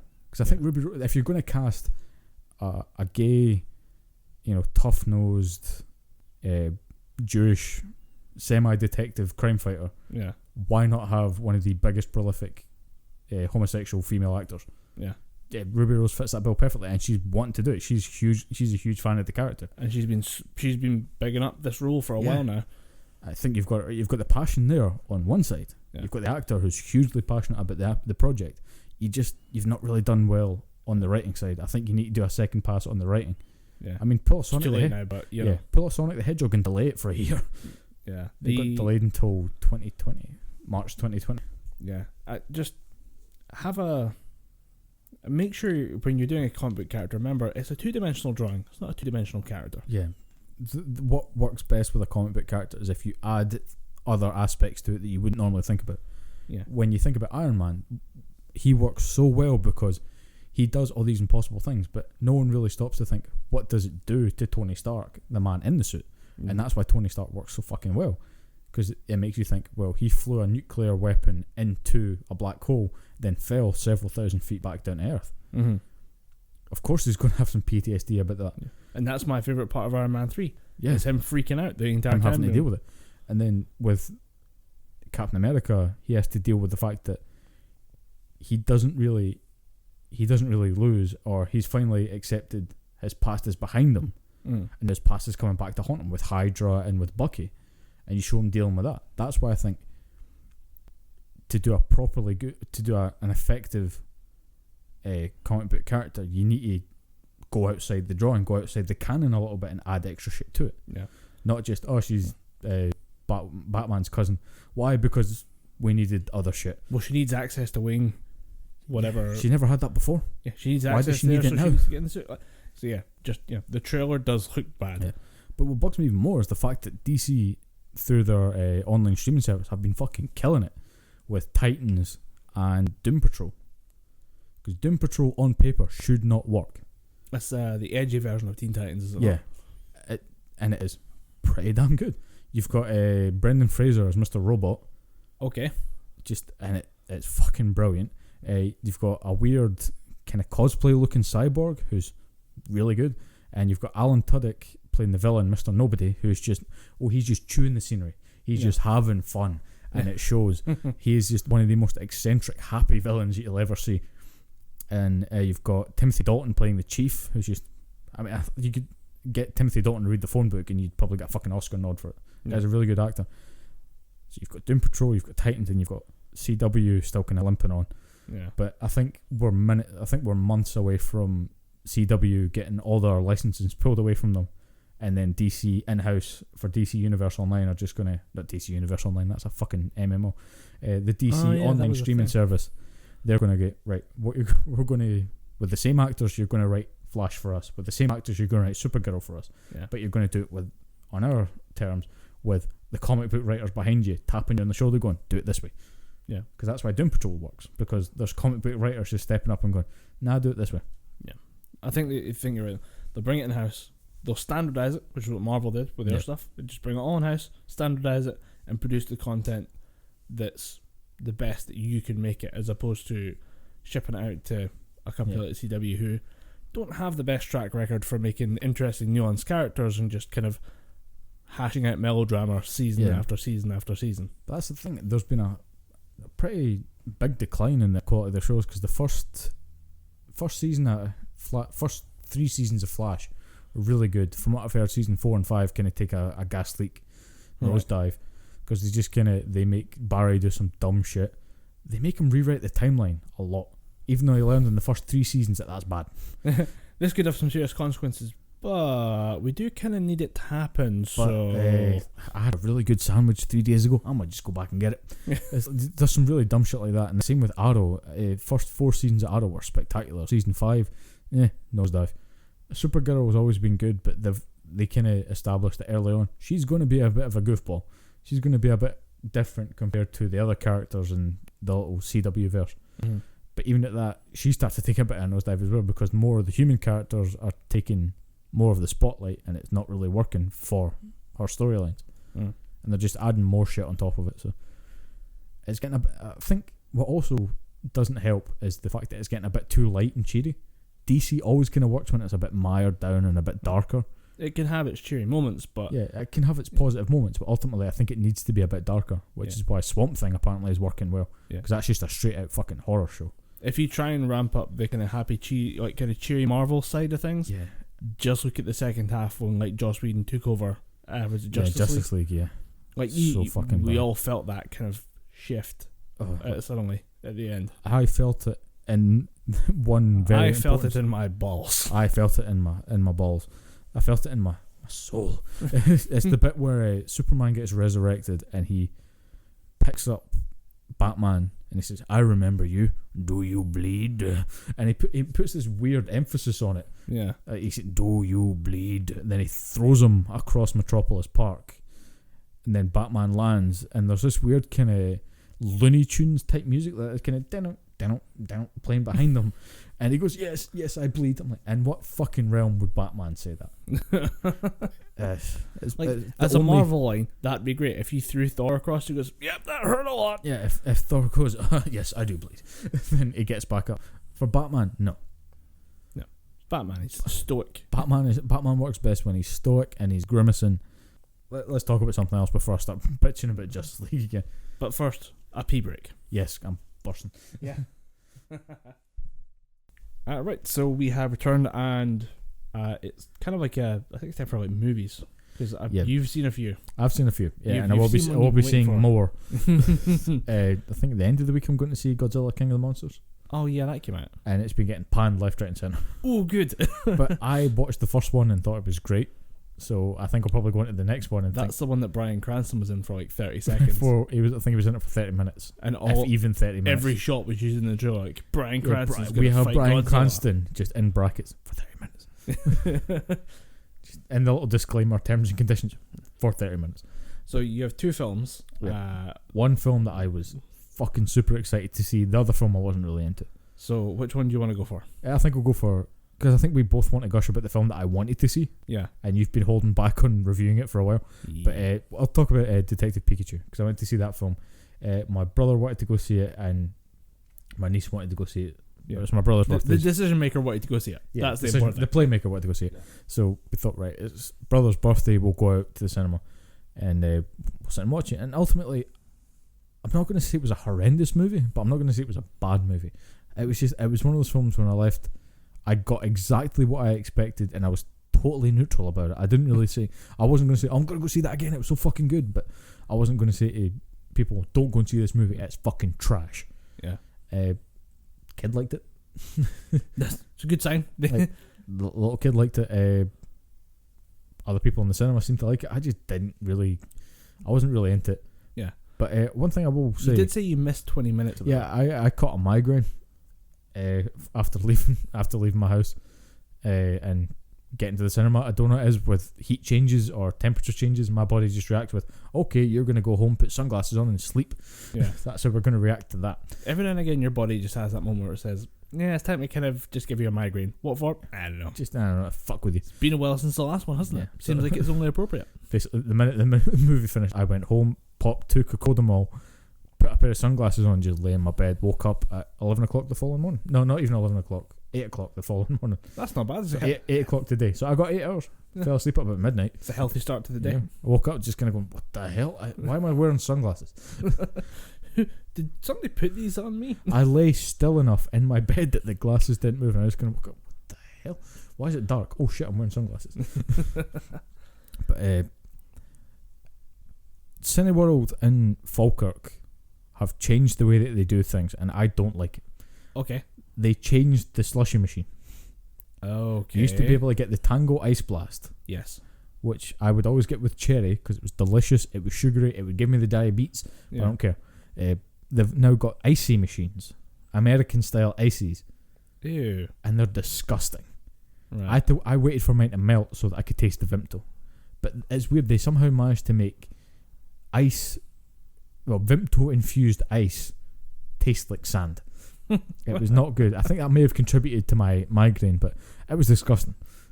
Well, that's weird because I stopped getting those just because the ice for the Tango thing was too like it'd slurp a bit and you'd be sitting there because they've got the straw's also partially a spoon, Yeah, so you'd sit there kind of like sucking through it and just making a lot of noise, and I was very conscious of that in a quiet theater, so I've just switched to just having like 7-Up. yeah. I now go from now on. I will be going for the cherry Pepsi. Just give me a bucket of cherry Pepsi and some popcorn. I don't really give a fuck. Yeah. But yeah, Cineworld World Falkirk, ditch the ices, go back to Tango Ice Blast. You can make them sugar free. I don't fucking care. Just bring them back because these will taste good. It doesn't need the diabetes. It needs the Tango. I need the Tango. I don't want the diabetes. Yeah. But So Detective Pikachu. Detective Pikachu, it kind of opens as you'd expect. Like there's not much explanation. It's just here's some cool panning shots of Pidgeots and other Pokemon flying. Here's some giant bull Pokemon that I can't remember the name of. Taurus. No, it's bigger than that. It's got. I know what Taurus looks like. It's got the kind of bent horns that go forward. This thing has massive fucking sideways. Oh. Like looks like it goes in a Texas barbecue type horns. There's loads of shots of them, and you see there's this big massive open field, and there's Pokemon kicking about that, and it doesn't look unnatural. That's what I think one of the major pros of this movie is. They've added in these weird looking creatures from the video game, and they don't look unnatural. It looks very. They look like they mix with the world quite well. They don't stand. Obviously, they do stand out compared to the humans, but they don't. They're not a sticking point. You don't think this thing looks too unnatural to meld in with the background. It fits in its world. Yeah.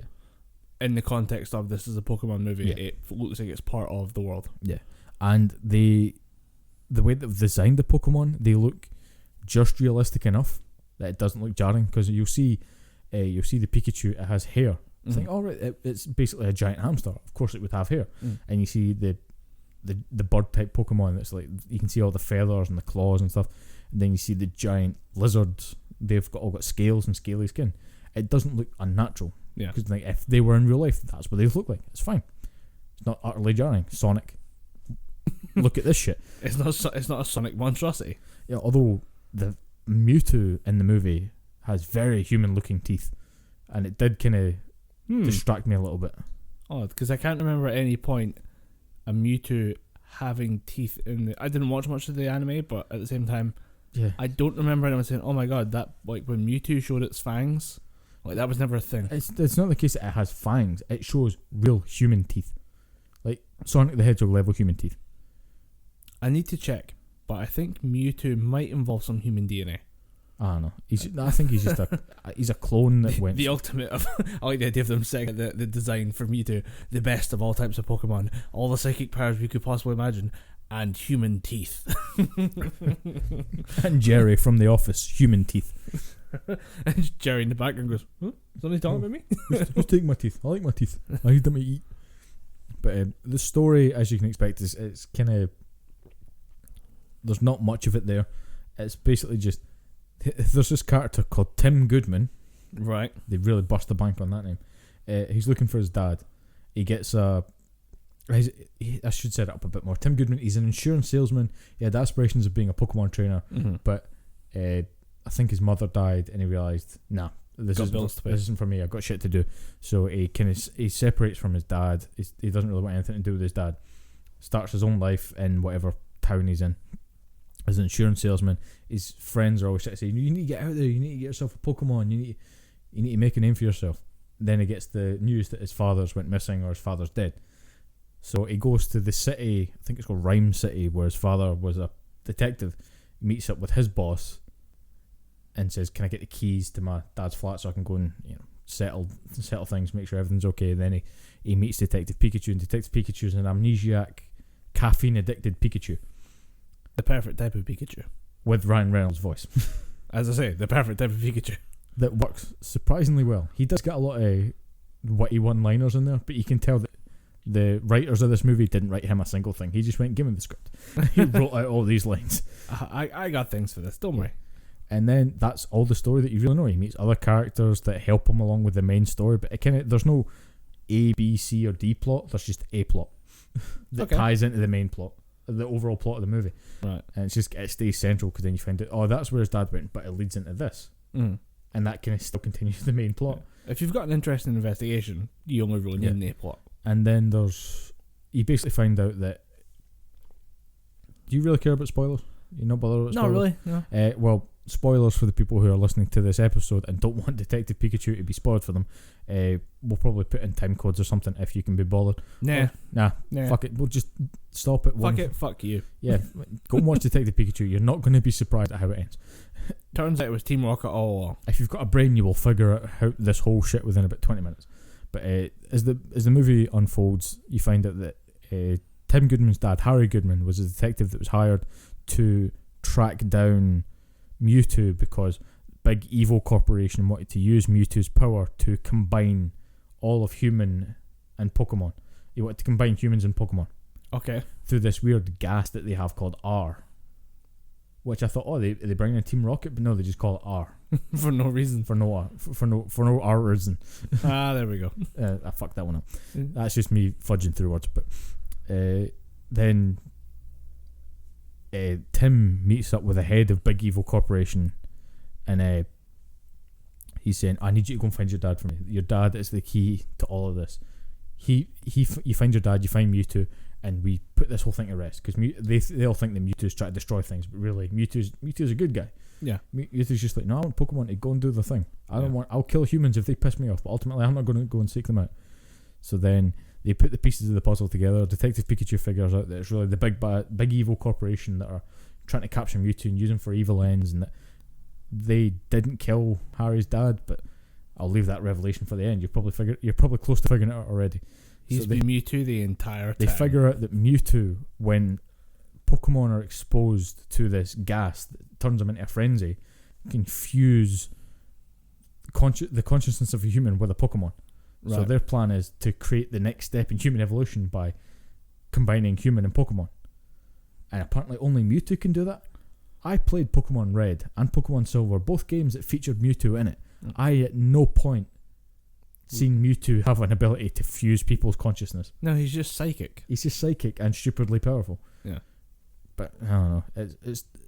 It's a kids' movie. It made sense to someone. It made sense to someone, and it's quite literally just the plot from the game.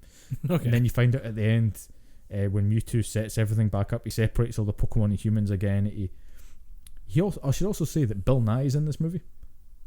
The science guy. No, Bill Nye. Oh, Nye. Okay. Yeah. Captain. Yeah. David Jones. Yeah. He plays the bad guy in this, and his whole thing is he's dying. He's got this degenerative disease, so he wants to use science magic to upload his brain into Mewtwo's body. Right. And he does that for the last bit of the movie, and it does it quite successfully until through Tim and Detective Pikachu they combine their powers and they manage to break the neural interface link that's putting Bill Nye's mind into the Mewtwo.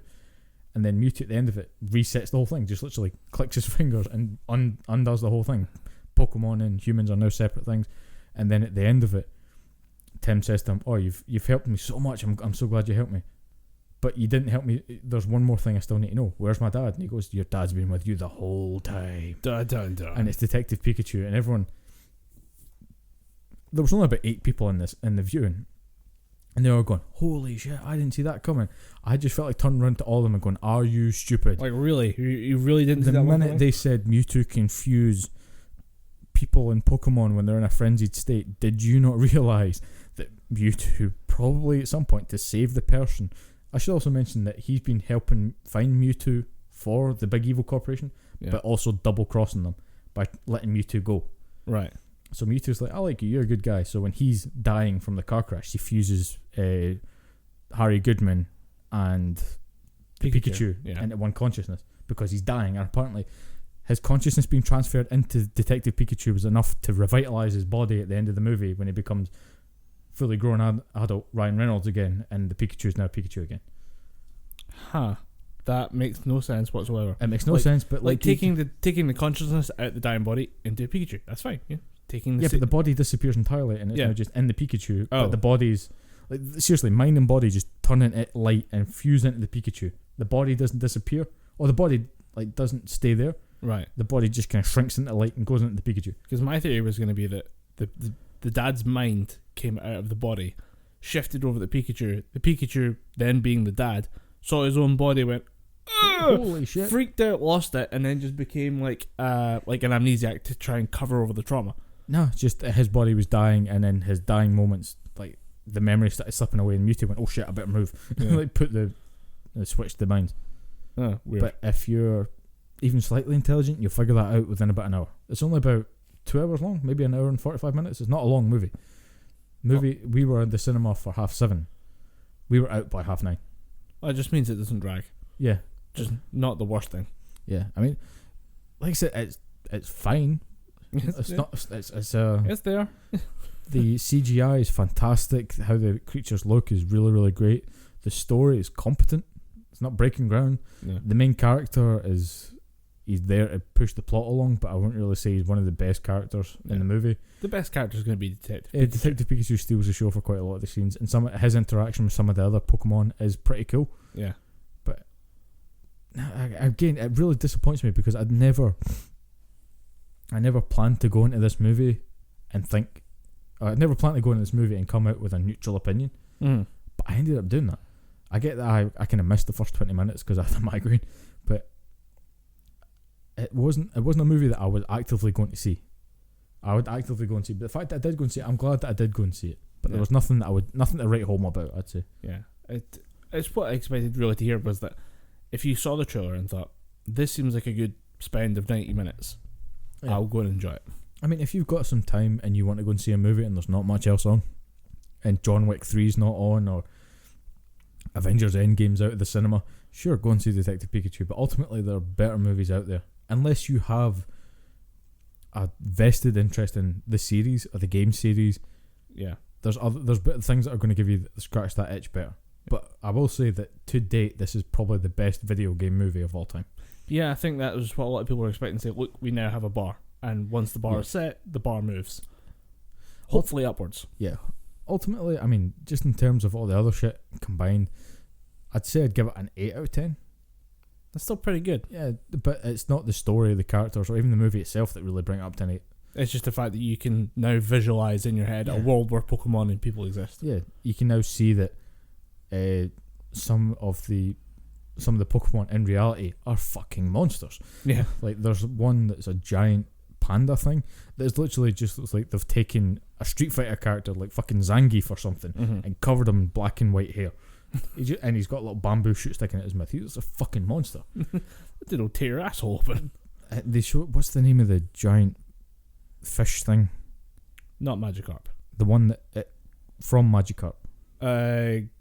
I've got one in fucking Pokemon Go. Gyarados. Yeah, that thing looks horrific. Oh yeah, that thing's huge. That's a sea dragon. That's not. It's not a fish. It's a sea dragon. Yeah, that thing looks fucking scary. Yeah, I didn't know they had one in the movie. I assumed they would have certain things that. There are certain. There's money shots. Yeah, there's certain characters that you're thinking, all right, you're just in this because not because you're a fan favorite, but because that it will sell the movie. Your trailer bit. Yeah, like Charizard. Yeah, Charizard, and they have this giant turtle, like this giant wood turtle thing that they basically blow up to superhuman sizes. And there's one point where they're running through a mountain range, and they say, what happened to those giant, I can't remember the name, it's like giant Torwigs? Torterra? I have, I think I might have like the second form of that. Like there's the Torwigs, the basic, there's a middle one, and then there's a super evolved one. Yeah, I think it's the third one. Cause my brother recognised it because he played one of those games, but I think I probably played it as well, but I always go water. But they talk about, I wonder what happened to those giant Torterra? Yeah, Torterra sounds right. What happened to those giant things? And the mountains start moving, then you realise, oh, those are the giant things. And there's basically these giant fucking Mount Fuji size monsters. And the only reason they click on is because Detective Pikachu goes, aye, points at the thing's eye as it's turning to its left. But it's fine. 8 out of 10. I'd recommend if you're into the show, go and see it. If you've already got the Pokemon tattoo, you probably should go to see the film. if you've bought every single Pokemon game that's came out to date, yeah, go and see it. Yeah. Pokemon tattoos, pretty big thing. Oh yeah. Instagram. I got a convention. I got a convention. Yeah. Right, quick fire question though. Of the main starter 3 Pokemon, which one do you want as a pet? Squirtle. Correct answer. Because you put the shades on them and they become Shades Squirtle. Yeah, it's just for the comedy value. Just for the comedy value and the fact that in every game I played when I was younger, I always tried to get one. Even if you couldn't or you could get one but you had to trade things, I would always make sure that I would do the trading sequence to get them. And can you imagine if you're just like lying in bed at night and you hear Squirtle? You're like, what the hell is that? Oh yeah, I have a Squirtle. Oh yeah, these exist now. Oh yeah, it's a thing. I have a turtle that walks on 2 legs. Yeah, and just shows up with shades on. Like, I think if I had one, I'd have to put shades on him and a Hawaiian shirt. Don't know why. I think I'd have to put a Hawaiian shirt on him. The Hawaiian shirt's a nice level of absurdity. I mean, if these exist in any kind of real world setting, I think I'd have to take it to the absurd. Yeah, I mean, you've got a talking blue squirrel, a blue turtle. Yeah, might as well. Whose eyes take up 90% of his head. Giant fucking eyes. It helps him see underwater. Big fucking eyes. Dumb. Pokemon is based on logic and reason. I don't know if you know this, alright? Yes, the power is within you, but do you know how the power is formed? Pokemon does. They know what you're feeling. They know what you're feeling. That's one of the things they talk about in the film. Oh, good. Looking forward to that now. They just know what you're feeling, man. Speaking of feeling, how about a man who feels nothing but rage? Broly movie. That's old Broly. Old Broly doesn't feel nothing but rage. Old Broly feels nothing but rage. New Broly is. New Broly feels a little bit of rage later on. Yeah, he's a new wave man. He's got thoughts and feelings. But it's not okay to be okay. That's basically Broly's entire story arc. It's not okay to. It's okay to not be okay. The Broly story arc. Because they definitely ramp up the whole tragic past behind Broly, and it works. Yeah. It works a lot. Because also we're going to talk about Dragon Ball Super's Broly movie. Yep. This follows up to the end or it follows the end of Tournament of Power, which is the main arc for Dragon Ball Super. Yeah, the final arc for Dragon Ball Super. I wouldn't say the final. There's more stuff coming, hopefully. The final arc of last year's run. Yes. Of Dragon Ball Super. And then they follow up with the reintroduction of Broly. So for those of you who don't watch the Dragon Ball stuff religiously like we do, the character Broly has been around since Dragon Ball Z. In his original movies, he was kind of dumb. Oh yeah, just nothing but pure rage and unnecessary monstrosity. Yeah. If you want to see just how dumb Dragon Ball Z level or Dragon Ball Z era Broly is, go and watch Team 4-Star. They accurately weigh up how dumb he is. Yeah, they blatantly shine the light and say, this is a character that we all took very seriously and who we all thought was super cool when we were 15 and had spiky hair. Yeah, I never thought he was cool. I always thought Broly was dumb. No, he's always been cool. He's awesome. He's huge. No, he's not. His fist is the size of your chest. Yeah, but he's dumb. Because I always liked Dragon Ball when it was complicated, when Goku had to work shit out. Like, how do I beat this character? Then when you watch the movies, it's just, I'm going to punch him. Nah, screaming in parallel was awesome. Yeah. So the entire That's thing... all the movies were. The original plotline for Broly was that he hated Kakarot, not Goku, Kakarot. Yep, Kakarot. Because he was he was the baby lying next to him in the kind of nursery for the Saiyan race, and Kakarot cried. Yep. A lot. That's all. That's the entire justification for a villain with 3 movies and a massive fan following.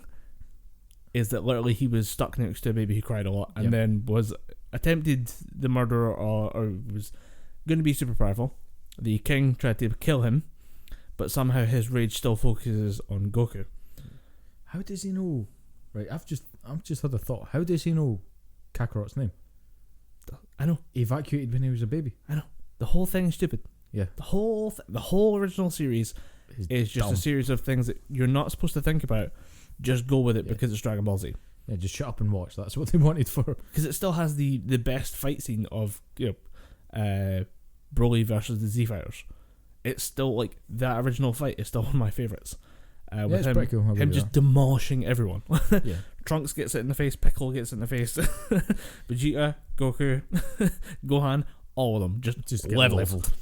And there's no there's almost no resistance at this point because Broly is a monster. Yeah, Broly's And demon. the key thing about him has always been the angrier he gets, the stronger he gets.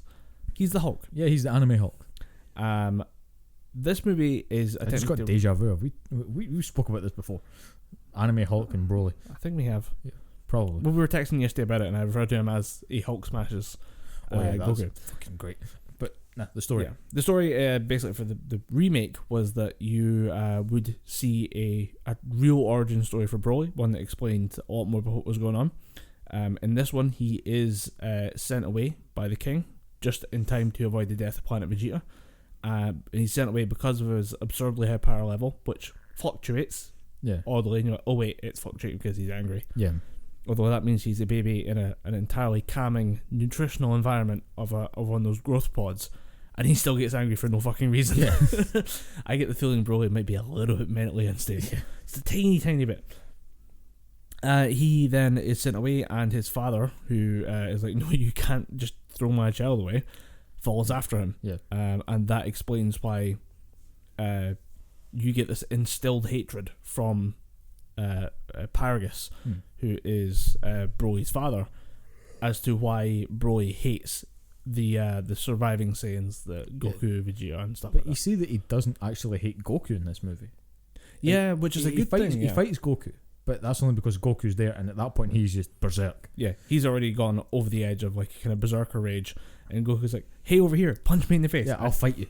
I'll fight you. Come on, on, buddy. When the charge, because Goku he pulls the fist back and he's ready to fight, but he just goes right past Goku and he just starts laying into Vegeta. Which is a great point that was missed in the original. It's one that Team 4-Star point out, is that, wait, if everything that happened was because of King Vegeta, would Broly not take it out on Vegeta as the inheritor, as the prince? Yeah, as the prince.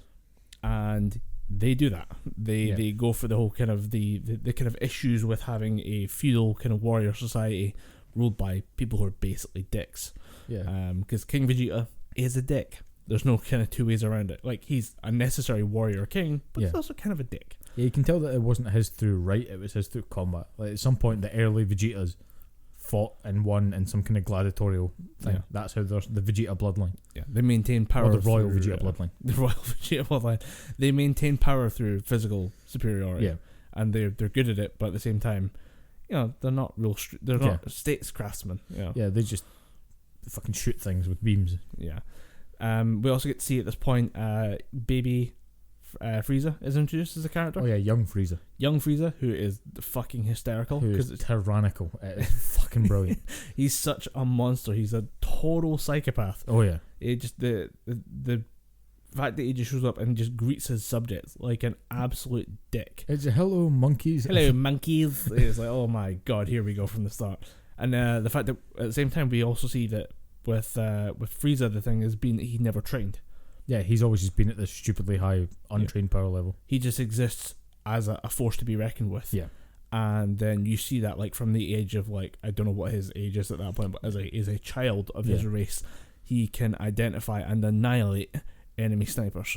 He is bred for war in a way. Well, he uses the scouter for that one. Yeah, but he knows to. But, oh, that's the thing. I know can what see that is. people with active power levels. You have guns trained on me. Oh well, then bang, and blows up an entire building. Yeah, like he is bred for war in a sense.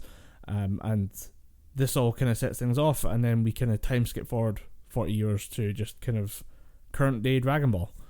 You're missing one of the best parts of the opening with Bardock. I actually meant to ask you about that. How you are a big time Bardock fan? Oh yeah, Bardock it's still one of my mains in fighters. And he has his sub story of like figuring out he has a hunch. Yeah, I like that more than the psychic powers that he gets in episode of Bardock or Bardock Father Goku. Is that because I thought like the original like that Bardock Father of Goku is a good storyline, and I felt weird that they kind of clip around it.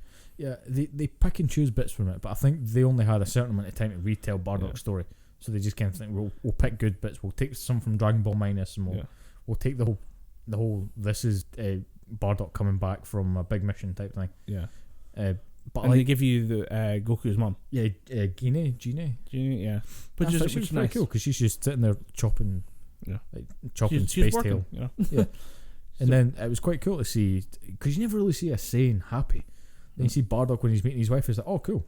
I did laugh at the bit when he said, "Where's Raditz?" Oh, Raditz is off with King Vegeta somewhere. Yeah, he's doing stuff. I thought that was pretty cool. But I prefer Bardock just had a hunch something was wrong. Mm-hmm. Like there was something sticking out in the back of his head. And they have a plan as well. Like, if I'm wrong, we'll go figure it out. Yeah, if I'm wrong and if Frieza's not going to kill us all, we will go to Earth and we will find Kakarot.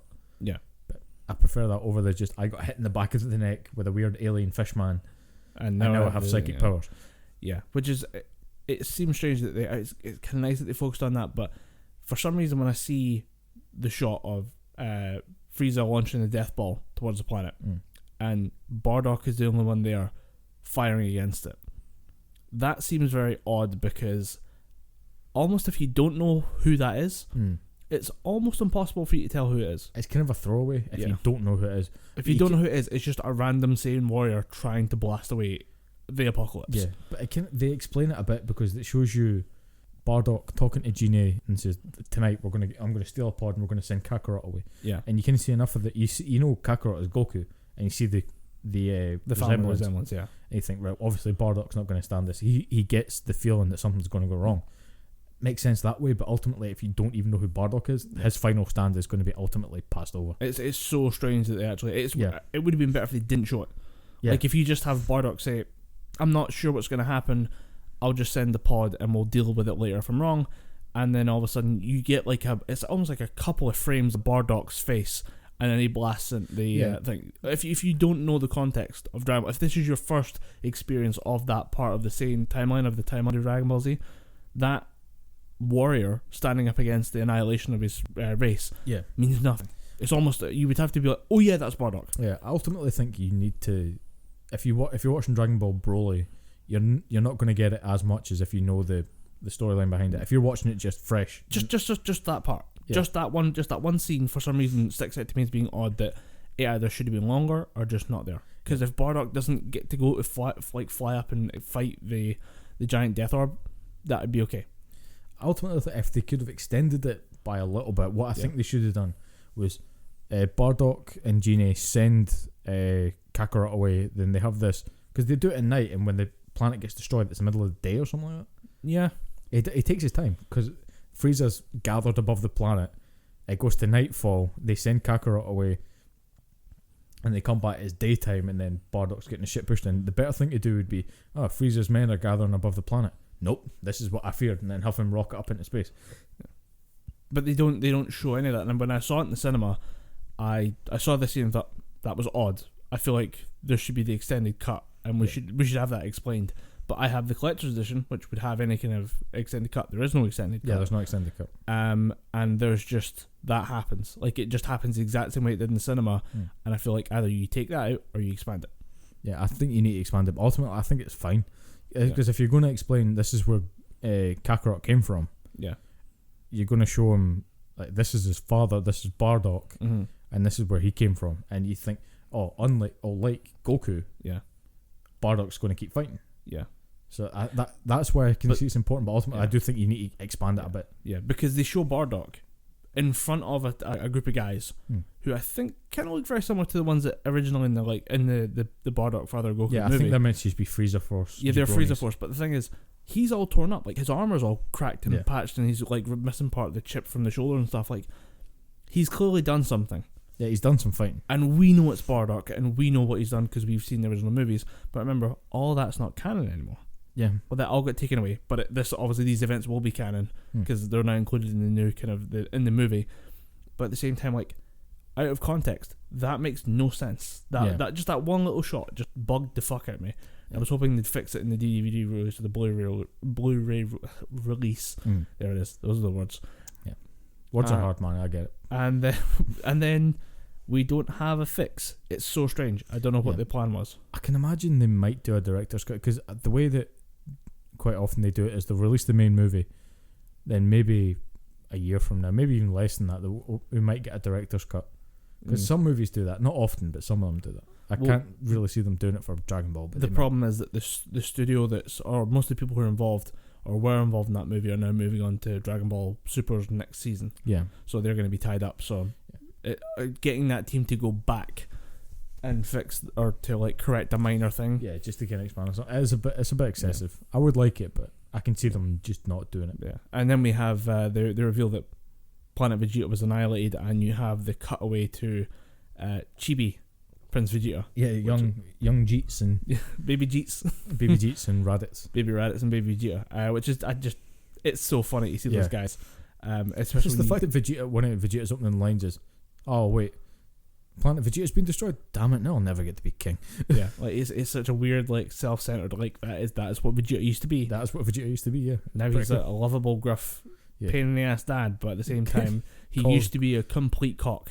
Calls Goku a moron 3 times in one sentence, which is fucking brilliant. Yeah, because we then skip forward after we have our little kind of tiny Raditz moment. And Mohawk Nappa. It's a weird tuft. It's not even like a mohawk. It's just a tuft of hair. It's like his hairline is just receding, but not in the usual way when it starts from the forehead back. He just shaved the sides. It's all just encroaching in the one stripe on the forehead, on the top of the head. So weird. We have then we skip forward to current day after Tournament of Power. Dragon Ball Super arc.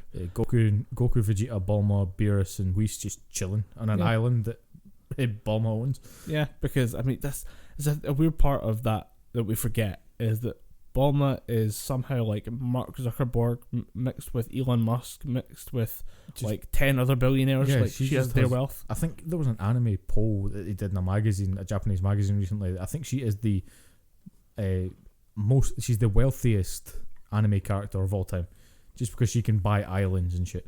Yeah, which I think is pretty fucking funny. I wonder, like the classic is always like Scrooge McDuck. Oh yeah, if you work at his wealth, it's absurd. Yeah, it's into the trillions. I wonder if there's like a kind of like a ratio there of how much she possibly owns versus how much he owns. There's it's some gotta maths be on to do par, there. yeah. There's some maths to do there. So and they own an island so that the guys can come out and train without causing tsunamis or just random destruction. Vegeta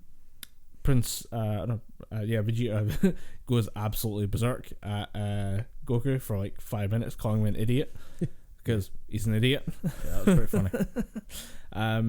Especially with the line, "How many times are you going to call me an idiot?" As many as I need to. As many times as I need to. How many times are you going to have to be told you're an idiot? Like, I don't know how this conversation goes for you. So yeah, there's like, it's just fun to see those little kind of downtime moments in Dragon Ball. Yeah. That's what I kind of liked about the end of Dragon Ball Z. It's just, what do the main characters or the heroes do when there's nothing to fight, when there's no big bad to defeat? It's cool to see that. And obviously especially after the tournament, Goku and Vegeta are going to want to keep climbing up that power scale. Yeah, because Vegeta reached a power that he never thought he could imagine, and Goku became a god for a couple episodes before it destroyed him. Goku transcended the space-time continuum. Yeah, he could move faster than the eye could blink. He moves faster than thought, which is interesting because that's what Whis exists as. Yeah, which that's his regular level. Yeah. It's hinted at as like during Dragon Ball Super, like the training arcs and stuff. They're like, Whis is explaining, "Oh, just move, don't think, just move, just be." You know, that's his constant power. Yeah, which is pretty awesome. And then when you see Goku attain it as Ultra Instinct during the Tournament of Power, you think, "Oh my god, he lives like that." Yeah, his constant like power output must be phenomenal. And that'll come into play later. I just want to see Whis just wail on somebody, drop the staff, take off the cloak thing that he's got on, just battle gi fucking wail on someone. I want to see Ian Sinclair stretch that vocal range. Yeah, Whis he's a personal favourite of mine because it's weird to have. I think he's a great addition. As the series has gotten, like Dragon Ball was always enjoyed because it was light-hearted and it was a childhood adventure. Yeah, and then Z there's a came lesson along, at the end of each episode. Then we go to Z, and it becomes like teenage angsty shouting, yellow hair, power levels. Yeah. And then all of a sudden you introduced the world's most foppish character. Yeah. And he's an absolute delight. He's obsessed with food. Yeah. He's like elegant and he's a little bit effeminate, whereas he's also like uber powerful in a way that the characters of the show don't understand. They're aware of the fact he's super powerful. They all know it. A few of them have tested it and received a beating in response.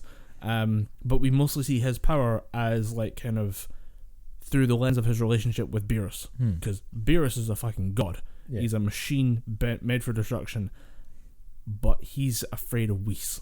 Yeah, Whis could level him. He knows that if Whis gets pissed, Whis is going to destroy some shit. Yeah, it's just lucky that Whis has this very kind of who cares attitude. Yeah, he's very lackadaisical. So we have the setup for the movie is that Frieza steals the Dragon Balls again because he's weirdly slipping into this kind of villain of the week type thing. I think they realised when they made Dragon Ball that the best villain that they had was Frieza. Kind of like what they did with Devil May Cry 5. They realised that Devil May Cry 1 and 3 succeeded because they had Virgil in there. 2 was kind of a bit... I like it, but most people say Devil May Cry 2 is a pile of shit. Devil May Cry 4 was a bit weird, and people always compared Nero to Virgil. So in Devil May Cry 5, they just thought, fuck it, we'll bring Virgil back, then people will never complain. Surprise, it's the internet. People Surprise, the internet. But they kind of, speaking of the parallels between Dragon Ball Z and Devil May Cry, they kind of turned Virgil into Vegeta.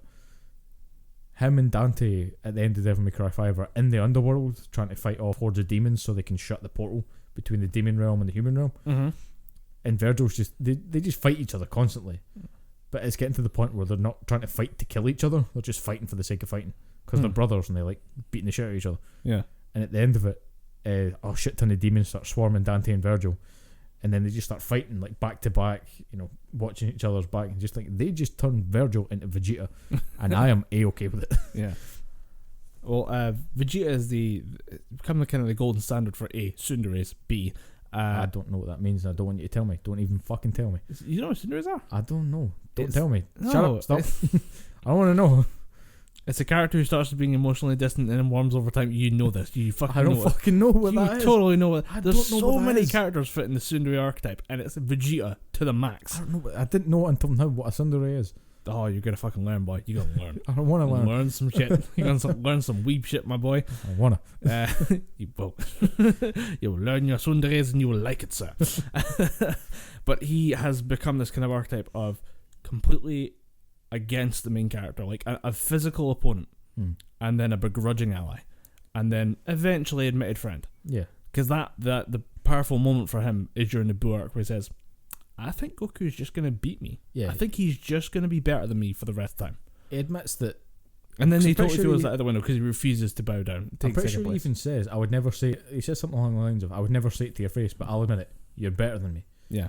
I think going forward, they still kept that in mind, that he knows that Goku is better than him. Mm-hmm. But he's always thinking, I don't care if you're better than me. I'm still going to train to try and be better than you. I'm not going to take my shot, Yeah, I'm going to stay right on your heels. You might be a 9, but I'm going to be an 8.9. Yeah. Might be always that one step behind you, but I'm going to make sure that you know I'm there. Yeah. I don't think they've really forgotten about it, but it does seem like they've taken a step back from it, whereas Vegeta was always Goku's always going to be better than me. I'm going to keep training my way. Now it's just no, he's not leaving me behind. Yeah. I'm going to keep nipping at his heels. So it was weird that the cast level is so minimal in this, because Dragon Ball Z is a big ensemble cast. Yeah. I did find it weird that Trunks and Goten got into the movie over Gohan, who they established in the last arc. Gohan's a beast again. He does kind of come back in Tournament of Power, but at the same time, I think that the show brought him back for Tournament of Power almost as kind of a farewell.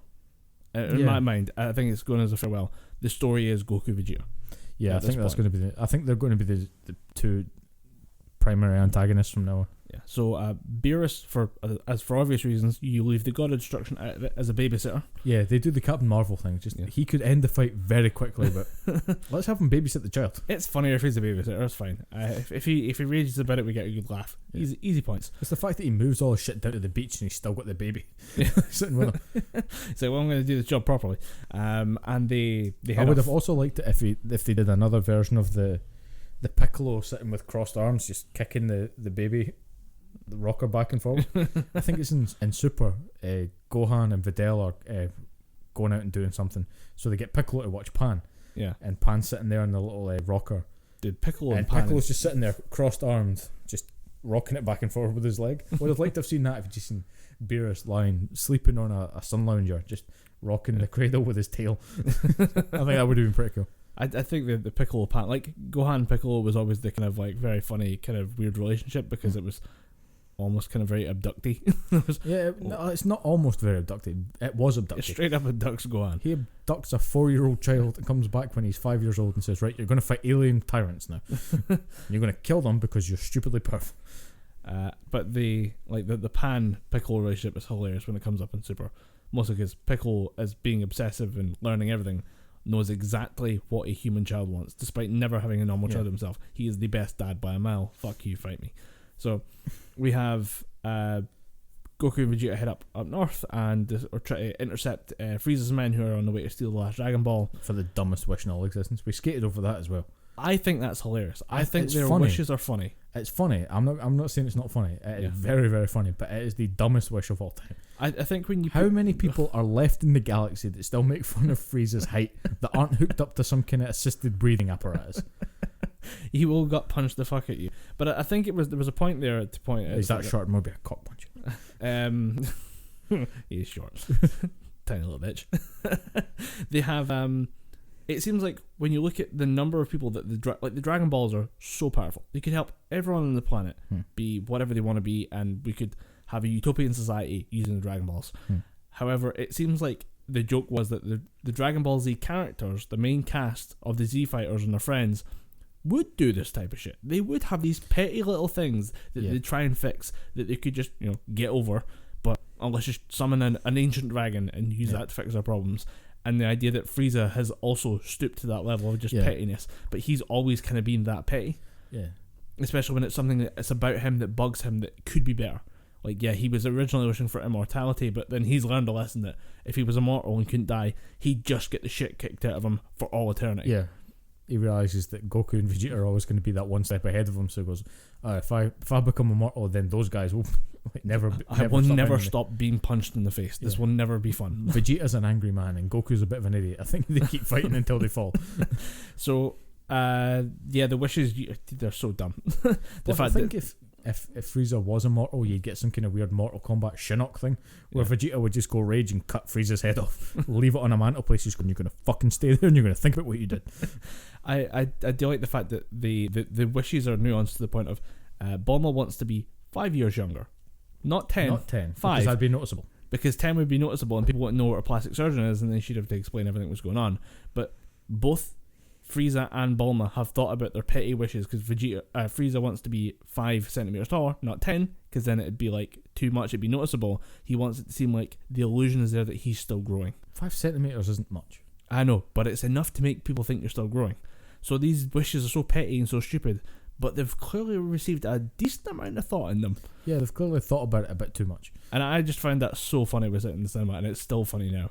And the final showdown note is that Paragus shows up, or Paragus is saved by a couple of the part of the Frieza Force. Yeah, but they're kind of outriders. They go out and look for other warriors to try and join the force. They're basically just recruitment force. Yeah. But they find remember the names. They find I guess he's 40 years old. 40-year-old Broly. Because the movie skips forward 41 years or something like that. 40-year-old Broly and 60 to 70-year-old Paragus. Yeah, so they find those guys. So does that mean Goku and Vegeta are about 40 old? Yeah. Wow. That's surprisingly ripped for 40-year-olds. Yeah, but it's that whole... All they do is punch. But all they do is hit things. Yeah, which is another good little joke about Bulma's thing that, like, look, Goku and Vegeta don't age. They don't understand the issue of aging. They're idiots. They live beyond human concerns. Yeah. Especially when at any point one of them might just become a god. Yeah. For the shits and giggles, because they can just do that. So the final showdown is obviously Frieza realizes that he could use someone of Broly's immense talent, such as being able to punch through an asteroid. Yeah, those giant bug things on Vampa, he lays out about 4 of them. Yeah. But Broly's big fight against... We'll come back to Broly's backstory and how effective Broly is as a character, but it then just goes into a 40-minute fight. Yeah, a massive fight.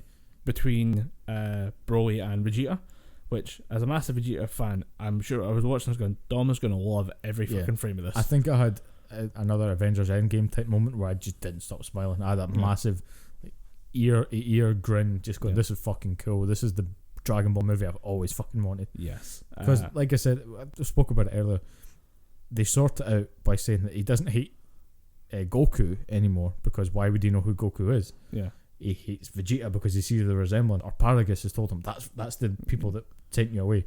Yeah. And he focuses all his anger on Vegeta. And the fight itself is 40 minutes long, and it is non-stop fucking Sakuga animation. It is non-stop, just money shot, money shot, money shot. Oh yeah. Like the first person scene. Yeah. When you just see Goku kind of backing away, then you see the fist coming in, like, oh, we're Broly right now. Yeah. That's cool as fuck. You get a fight scene from a character's point of view, which is nuts. I like the idea of somebody sitting there going, what if it was from Broly's point of view? Yeah, there's so many there's so many shots in this, you just think they were trying something and it worked. Yeah. Like the first person scene, the brutal as all hell Hulk smash scene, where he just Broly just picks up Goku and just starts hitting him, and it's all over the place. It's shot it's frame for frame the exact same thing that happens to Loki during the Avengers Assemble. Yeah, where he Hulk does it just twice picks him as well. up. Yeah, he does it once, then gets really pissed off and does it again, Yeah. and then drives Goku's face into an ice wall. You see him when he's slamming, he's throwing Goku about. You see his eyes disappear, and that in the Dragon Ball universe means he's about to die. Yeah, and or he's close to death. Sean Schimmel is screaming in this, not I'm the pretty power up screaming, the agony screaming. Yeah, Holy shit, that's uncomfortable. You're watching going, oh my god, Goku might die. yeah. Goku's not going to make it out. Like, it's so, it's almost heart wrenching in a way. Like, I don't know, like that's the frequency of like, oh dear. Yeah, the transformation screams are pretty cool as well. Like the one where the vocal performances for this one are yeah stellar. The transformation from God to blue, I genuinely thought if it was in the recording booth afterward, I'd have to go and give Sean Schimmel a cup of tea and a biscuit or something. Just take 5, mate. You need a seat. But you won't be able to hear yourself talk because you'll be deaf. Yeah. I have no idea how the guy still pulls it off after. I think he's probably 20 found years. a way to kind of condense it all, or just make it seem bigger than it is without shredding his vocals. The other thing for me was I wanted to ask you about the use of the 3D engine that they've got for some of the... There's a lot of dynamic camera movement in this fight, whereas previously a lot of Dragon Ball Z fights, it's been like the drawing of the guy and the drawing out floating in space punching each other. Like just kind of kicking and punching each other. With this, the camera moves around so much and it adds so much to the fight. There's so much like speed and energy going on that it seems like they took out what would have delivered would have been a shot they would have used in the TV show and then replaced it with a chance to show off in a way. But they obviously doing this, they didn't animate it traditionally because like some of the shots have this great really thick heavy art style where it's great thick lines, and it was part of like the original teaser trailer was Goku's kind of bouncy warm up just before he starts fighting Broly, and it's got this nice thick lovely art like pen style. It's great. And then all of a sudden it will switch to this like it looks like the Xenoverse graphics engine. It's almost like what Berserk tried to do with those kind of bigger CGI type characters. Yes, that for me works really well, but purely because the camera never settles on them. Yeah, the camera's constantly moving, especially when you've got the final fight, Broly Gogeta. Yeah, and they fire beams at each other and break the universe. Yeah, they punch into this. They punch. No, they through punch each other, don't they? Yeah, and that it's ripples. Big hits or something like that. It's just some big smash. Like I'm pretty sure Gogeta punches Broly through space time. Yeah, and even Gogeta just goes, "What the?" Everyone's looking at. I don't know what we did, but we did something bad. That Like, was you cool. just see the fabric of the universe crack and then break, and then they're in a weird void afterwards. And there's a couple of fights in there, and then it busts out back into the real world when things like it just kind of takes the edge off things. And I think it works really well, but purely because it doesn't really settle on them. I think where it becomes, where it became useless where it becomes super noticeable at a point. Where it became really, really noticeable was when they're on the ground on the ice and the two of them just run at each other. I think Broly just went Super Saiyan after Frieza's Macbeth performance, which is fucking brilliant to watch. It was hysterical. At a point, Frieza realizes that this is going the way of Goku and Vegeta unless something tips Broly off over the edge. And he remembers when he killed Krillin on Planet Namek, what seems like several decades ago, that pushed Goku over the edge. So what would be the translation for Broly? Kill Paragus. Yeah. Also like that Frieza's just so jaded. I keep saying she. It's the lipstick that throws me off. Whenever you see Frieza, he's got this layer of black lipstick on. It always throws me off. But I'd like if they confirmed it was lipstick. Yeah. I'd like a part Frieza just gets up. Hold on. Hold on. There we go. Perfect. Yes. When for me that scene meant that Frieza was just so jaded with Super Saiyans. She just thinks every Saiyan can go Super Saiyan. Yeah. Like, I seen kids. Wait, he can't go Super Saiyan? Everyone goes Super Saiyan. Is that not what Saiyans just do? Yeah, because in the show she meets Gotenks. It's she again. Did I say she again? Motherfucker. So Frieza, he. And it's a good point though, because during the course of like Dragon Ball Z, every Saiyan became Super Saiyan. Yeah. And it was something that the fans slagged it off for. Yeah.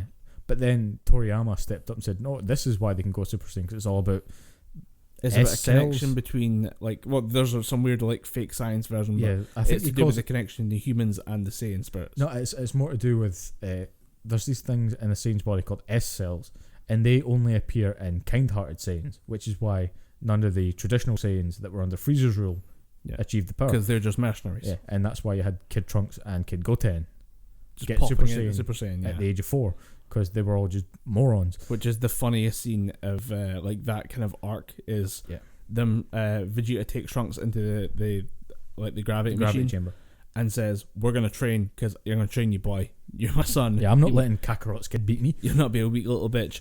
And then Trunks is really struggling, and then just goes, screw it, and just goes Super Saiyan. And Vegeta's freaking out. He's like, that was the ancestral legacy of my people. This is the legacy I've been defining the value of my life by, and you're using it to fuck around. Yeah, you're running around pretending kill you. Because at one point you just sort of run about going, yes.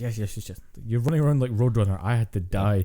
Because it's Trunks is doing like leg lunges at like 400 times gravity, and he's sweating and he's like freaking out and stuff. He's like, I can't do it anymore, and then just becomes Super Saiyan and starts just bouncing around the place, taking the piss. It's the same with Goten. Goten's just like, I want to be like you now. What are you talking about? You can't transform. Oh shit, you can transform. What the fuck? The Goten transformation is really funny as well. Brilliant. Just because it's teen adult Gohan, just kind of like trying to train for the Cell games, at the same time just being like completely outclassed by his baby brother.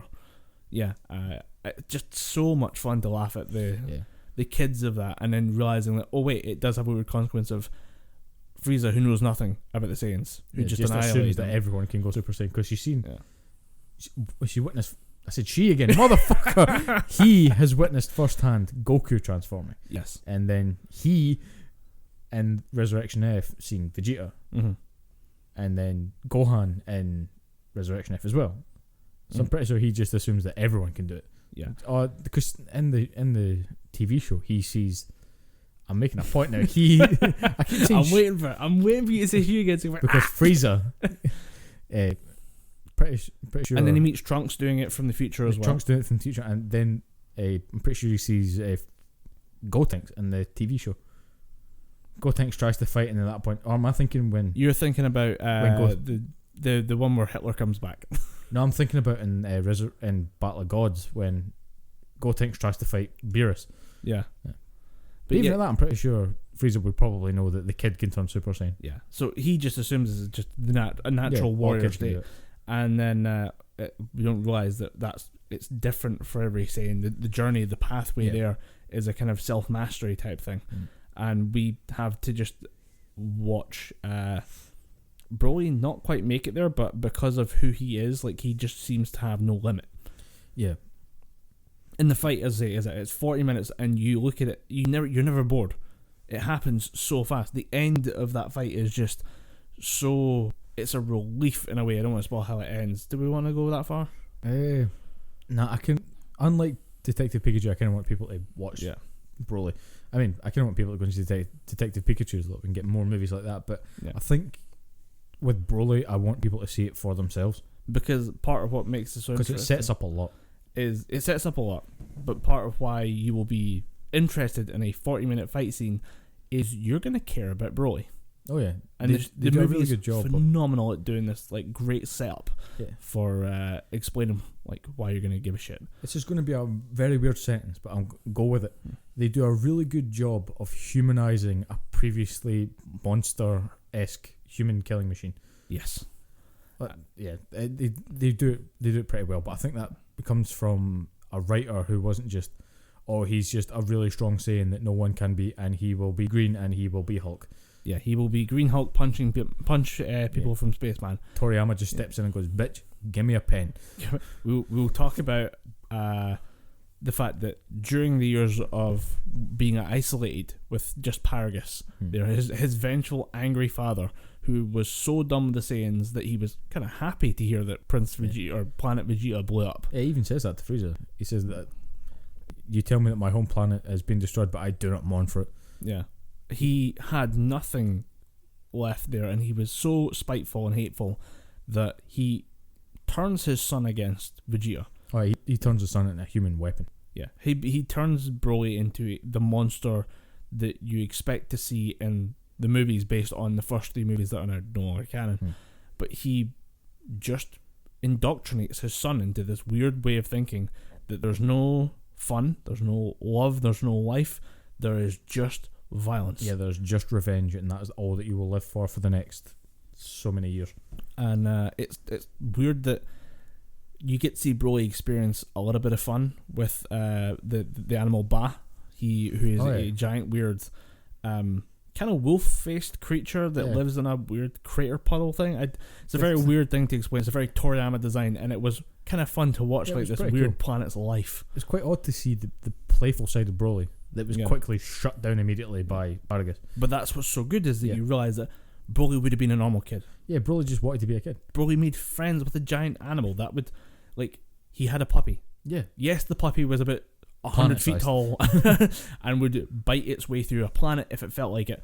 But Broly made a friend because Broly was having fun and playing with an animal that he fell in love with, and he had an adorable little pet. To adequately describe how this thing looks, remember the giant worms from Star Wars Episode 4 or Episode 5? The giant worms that destroy them through the asteroid. Imagine that with just green hair and red eyes. Yeah. It's just a giant space worm. And a kind of wolf face at the front. A lot of this movie, a lot of the good points of this movie, centered around Broly anyway, are so good because they do a lot to humanize Broly. Yeah. He's not just this dumb killing machine. He's a victim. Yeah, he's a victim, and he's got I hate to say this because I don't want to try and tie it in because I don't really technically know the full extent of how it compares to this, but there's a lot of dealing with masculinity in it as well. There's a bit of toxic masculinity in there because he's just, no, you will do this because I'm telling you to, and he goes along with it. But Broly's just kind of there's a little bit more. It's more to do with like a corrupting, like sins of the father, type of issue than. But there's a little bit of toxic masculinity. Actually, I'm talking shit. You could say that it was there because of there's a purple, the big purple guy that is trying to flirt with people and like, hey, come on, baby, come over to my table. I'm hammered. Obviously, I've got the red blush face going on. Despite being purple, would he not just have like a deeper shade of purple? It's just blue. Never mind. But he's kind of there as a more kind of toxic masculine. But there is an element of that, and just this idea that Paragus is a toxic person, and he has corrupted Broly, who should have been a normal kid, who could have been the next Goku. We don't know this. There's nothing inherently evil in the Saiyans. It's that Saiyan culture has corrupted people who could just be normal people and made them into this violent warrior race that show up and just blow the fuck out of everything. And nowhere is that more apparent than with Goku, because when he gets sent off planet, fair enough, he hit his head, that kind of contributes to it, but you still see it. So this whole nature nurture debate, which is probably where I should have went with it. It's the whole, by nature the Saiyans are inherently evil, so that's where Broly becomes evil. But then Goku lands on Earth, Grandpa Gohan raises him, and he's this light, he's this force for good. And that is a really good point that they come across with making Broly human, is that he could have been just another guy. Then he could have just been a regular ass Saiyan. Yeah, and he was himself incredibly powerful. There's something that's inherent about him that continues to grow power even when it should be impossible. He should not be able to pull off things he does in certain fights. He learns as he fights. He's incredibly intelligent. He's a very sharp young man. But at the same time, he could have been a force for good. I think you said you didn't want to talk about the ending. That kind of leads me into a point that I had about the ending. But if you don't want to talk about it, we can talk about it off mic. But I think ultimately this is the only way that they could have really went with Broly. They could have done it if they wanted to go back and do it the other way. I don't think it would have been as good. But taking it in the direction that they did, it does a lot to the fact that I was sitting there in the cinema fearing for everyone's lives. Not just because Broly could easily destroy the planet or Gogeta can destroy the planet, because they both could definitely do that. But I am worried for each individual involved. Including Broly. It shows that when you handle even one of the worst written characters in Dragon Ball's history correctly, like the characters, the writing of the show is still really good. It has these great moments of just kind of humanity with inhuman characters, which is, I mean, why we're all attracted to the DC stuff, the Marvel stuff. Yeah. It's humanity expressed through inhuman characters. Yeah, and I think that comes down to what we were talking about earlier with passion for the project. Mm-hmm. The people that were writing, the people that wrote Broly just thought, how do we cash in on this superhero thing? Let's make the Hulk. Yeah, the guy the original director or producer guy who headed up the Broly movies, loved Broly, but he loved Broly because it was cool. Yeah, and it was just Inhuman killing machine. Yeah, whereas it was cool in an edgy sort of sense. Yeah. But if Toriyama cares about it because it's part of his world. Yeah. He's the runner of the Dragon Ball world. Like, he is the man at the helm and has been for 30 years now at this point. Yeah. Like, that's 30 years of this man's life. Have you seen any pictures of Toriyama? No. Does not look his age. No. Genuinely looks a hell of a lot younger. Oh. Same with the likes of Masahiro Sakurai and Hideo Kojima. I think it's just something about being a writer or a developer for a video game. People think, oh, it's going to be some 50, 60-year-old dude, but they all look like they're in their mid-30s. I'm pretty sure Sakurai feeds off the souls of the innocent, though. Just like people who buy his game, they just feed him, and he's like, revitalized. Yeah, the problem with guys like Toriyama, though, is that when you're a mangaka for that long, you age. Like, it hurts. There's a lot of people who've burnt out. And when I say, like, it's not like people say, there's a big thing with YouTubers burning out recently and Twitch streamers and stuff, and it's an issue. It's people over-dedicate to this thing. The mangaka way of life is killing people. Yeah, that's why I think Toriyama takes so long away from the writing. Yeah. And he just does design. Because I think he still actively does Dragon Quest. He still draws characters for... He's a character designer at heart. Yeah, I think he does that just to kind of alleviate the stress of writing, because he has been writing for a long time. He still does other Toriyama type mangas and shows, but he'll get other people involved. It's one thing that's starting to come across more, because which is what he did with Super. He gave the core premise and said, this is what's going to happen, this is the direction I want to take it in. You guys are going to write the day-to-day, I'm going to just give you story arcs. Yeah, I'll give you the broad points, you go in with the fine detail. And it's happening more across anime and manga, because one of my favourites, Hideo Mishima, the guy who does Fairy Tail, he's handed off part of the responsibility for certain projects to other junior mangakas who will work on the project with him, but he won't sit and draw every fucking line, because that's what kills these guys. They've got to sit and draw every fucking panel of these mangas, and it's killing people physically. Yeah. So the fact that we get, I quite like the idea that we will receive the benefit of age. Yeah, but through younger hands that can continue the work at the pace required to make all this content that we just enjoy from Japan. So I'm hoping that pays out, and if it means we get more Dragon Ball and we get more Dragon Ball Super like Broly movie, hot damn, am I excited. I kind of wish we could talk about the ending though, because I've heard some shit that involves the ending of this. Well, we can save that for next week. Yeah. Or we can save it till off mic, because I don't think it's not massive, because it's just a rumour. But just if you wanted to do it on podcast, we could do it next week. It's not something I would like to say it on a podcast, but I kind of want people to go out and watch the Broly movie and experience the ending and come up with their own shit about it. Because my theory about it is just, it's technically just me letting it run wild, because if it did happen, that'd be cool. Yeah. So I think we could recommend this movie. I think we. I mean, just a little bit. Yeah. I mean, if you've got time. If it's the thing you've been freaking out about for the last 6 months, like we have. Yeah. I mean, if you didn't get to see it in the cinema and you had to wait a year for it to come out, dude, I felt bad for you. Especially felt like a year when we figured out, because I remember you telling me, when do you think it's gonna be? I said, well, the My Hero Academia movie came out at this point, and then Broly was like a month and a half later, so you're gonna have to wait till May. And then just seeing your face, I was like, oh god, I shouldn't have told him that. I should have said, it'll be out next week, buddy, just keep your chin up. That was just a sad doll music. So with that, I think we go to the showstopper. Yep. Let's go.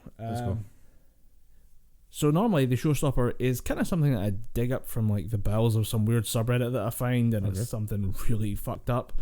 I just wanted to talk about the fact that in the last 10 days 11 people have died on Mount Everest because of a human traffic jam. A human traffic jam? Yes. There are approximately, because there's only a certain season you can climb, there's only a certain kind of window of time in the day you can get up the very top. Yeah. There is a base camp. There's camps at different points. Yeah. And there's a stop point that's about a couple hundred meters short of the top.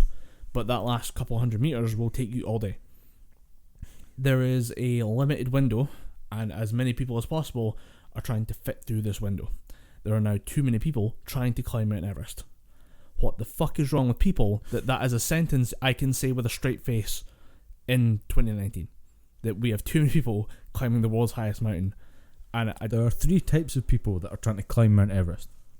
People that genuinely and physically want to push themselves, because people will say, this is my Everest. People actually want to climb Everest because it is a physical achievement. Yes.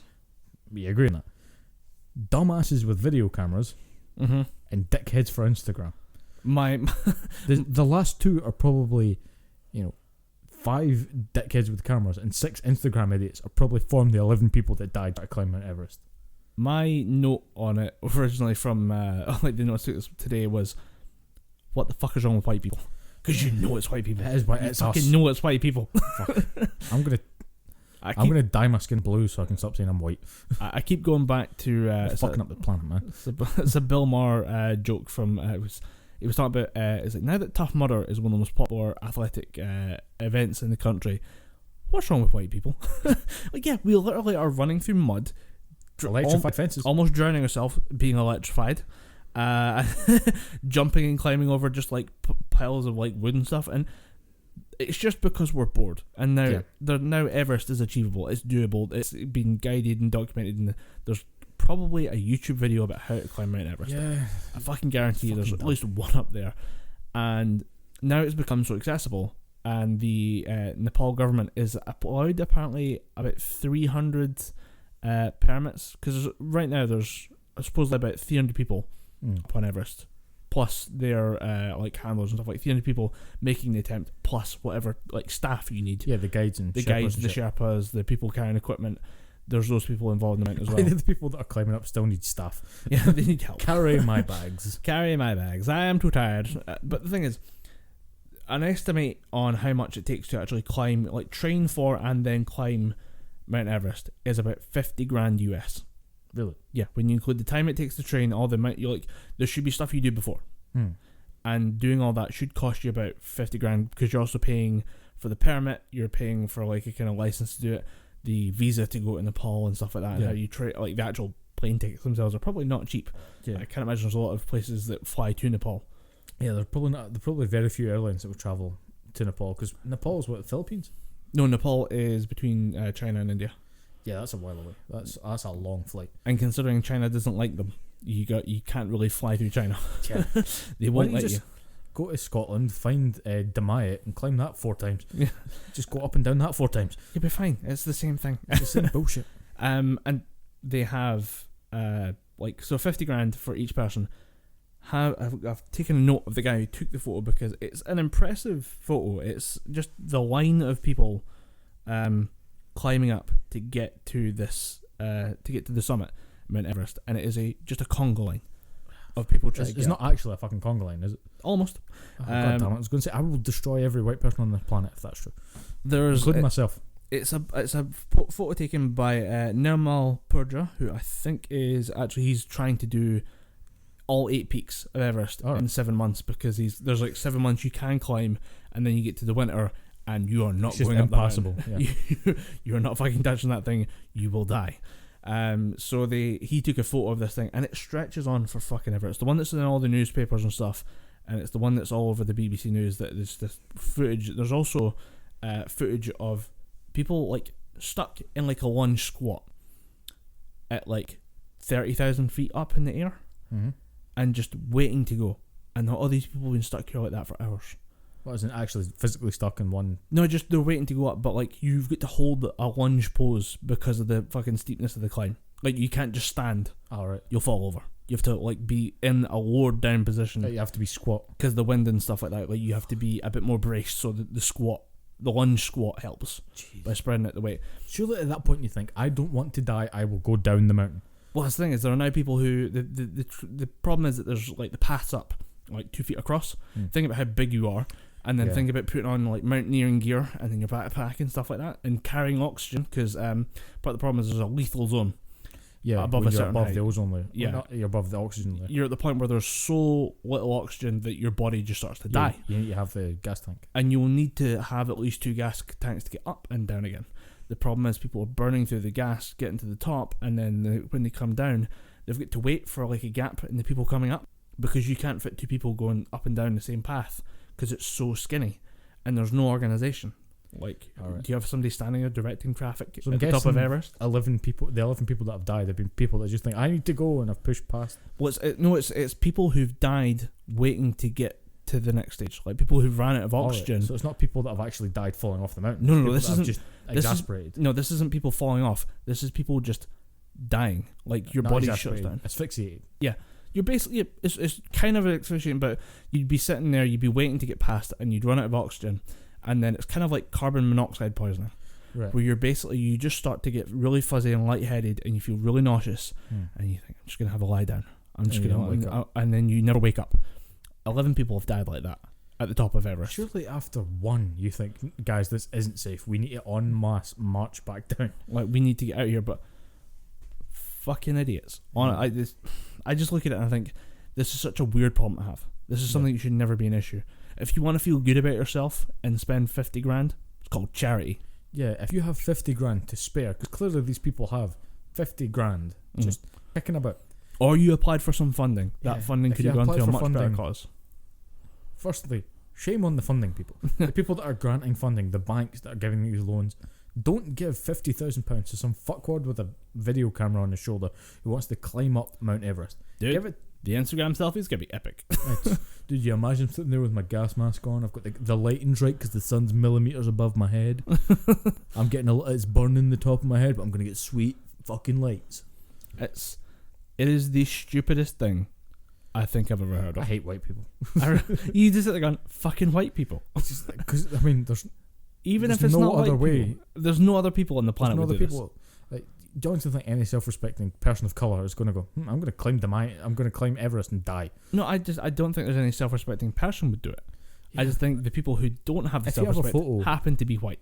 I guarantee if there's a photo, either through newspapers or online articles or blog posts or something, I guarantee a majority, maybe not all of them, a majority of the people are going to be white. Yeah. Because why do white people do this? Why do white people do this? And we are not these weird race apologist people. No. I don't get that at all. I just apologise for your race because It's not your thing. Like you didn't do it's that. not your fault.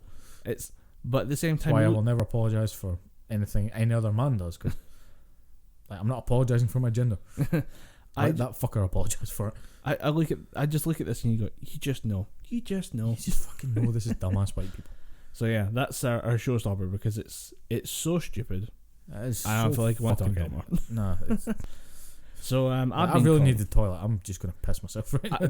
Please don't. I like the sketch. I've been Colin Graham, I've been Dom Anderson. and we've been talking gibberpish. Yep. Dom no go longer- pee. Dom. You don't. I'm no longer going to be white. I'm going to.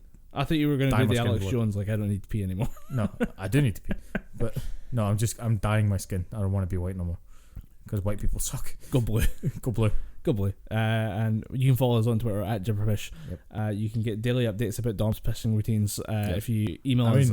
Gibberpishpodcast. Also, right, I want to put out, this is a little side thing, I want people to get in touch with us through Twitter, because me and my brother are having a beef right now. Okay. It is entirely centered around which movie is better, right? Do you know the movie Blues Brothers, Yes. and you know the movie Airplane? Yes. It's an old Jim Abrams movie. I think it might be one of the first Zucker Brothers movies, Yeah. like one of the first parody movies. Yeah. And you know Blues Brothers, Jim Belushi, Dan Yeah. Aykroyd. Right. Fucking good movie. We're arguing over what's the better movie. I say it's Blues Brothers because I'm a fucking huge John Belushi fan. Yeah. My brother says it's Airplane. He doesn't realise how wrong he is. But I want people's opinion. People that listen to the show that have seen both Blues Brothers and Airplane, let me know how wrong you think my brother is and tell me that Blues Brothers is the better movie. And the results will be out in the next week's episode of the Gibberpish podcast. Yep.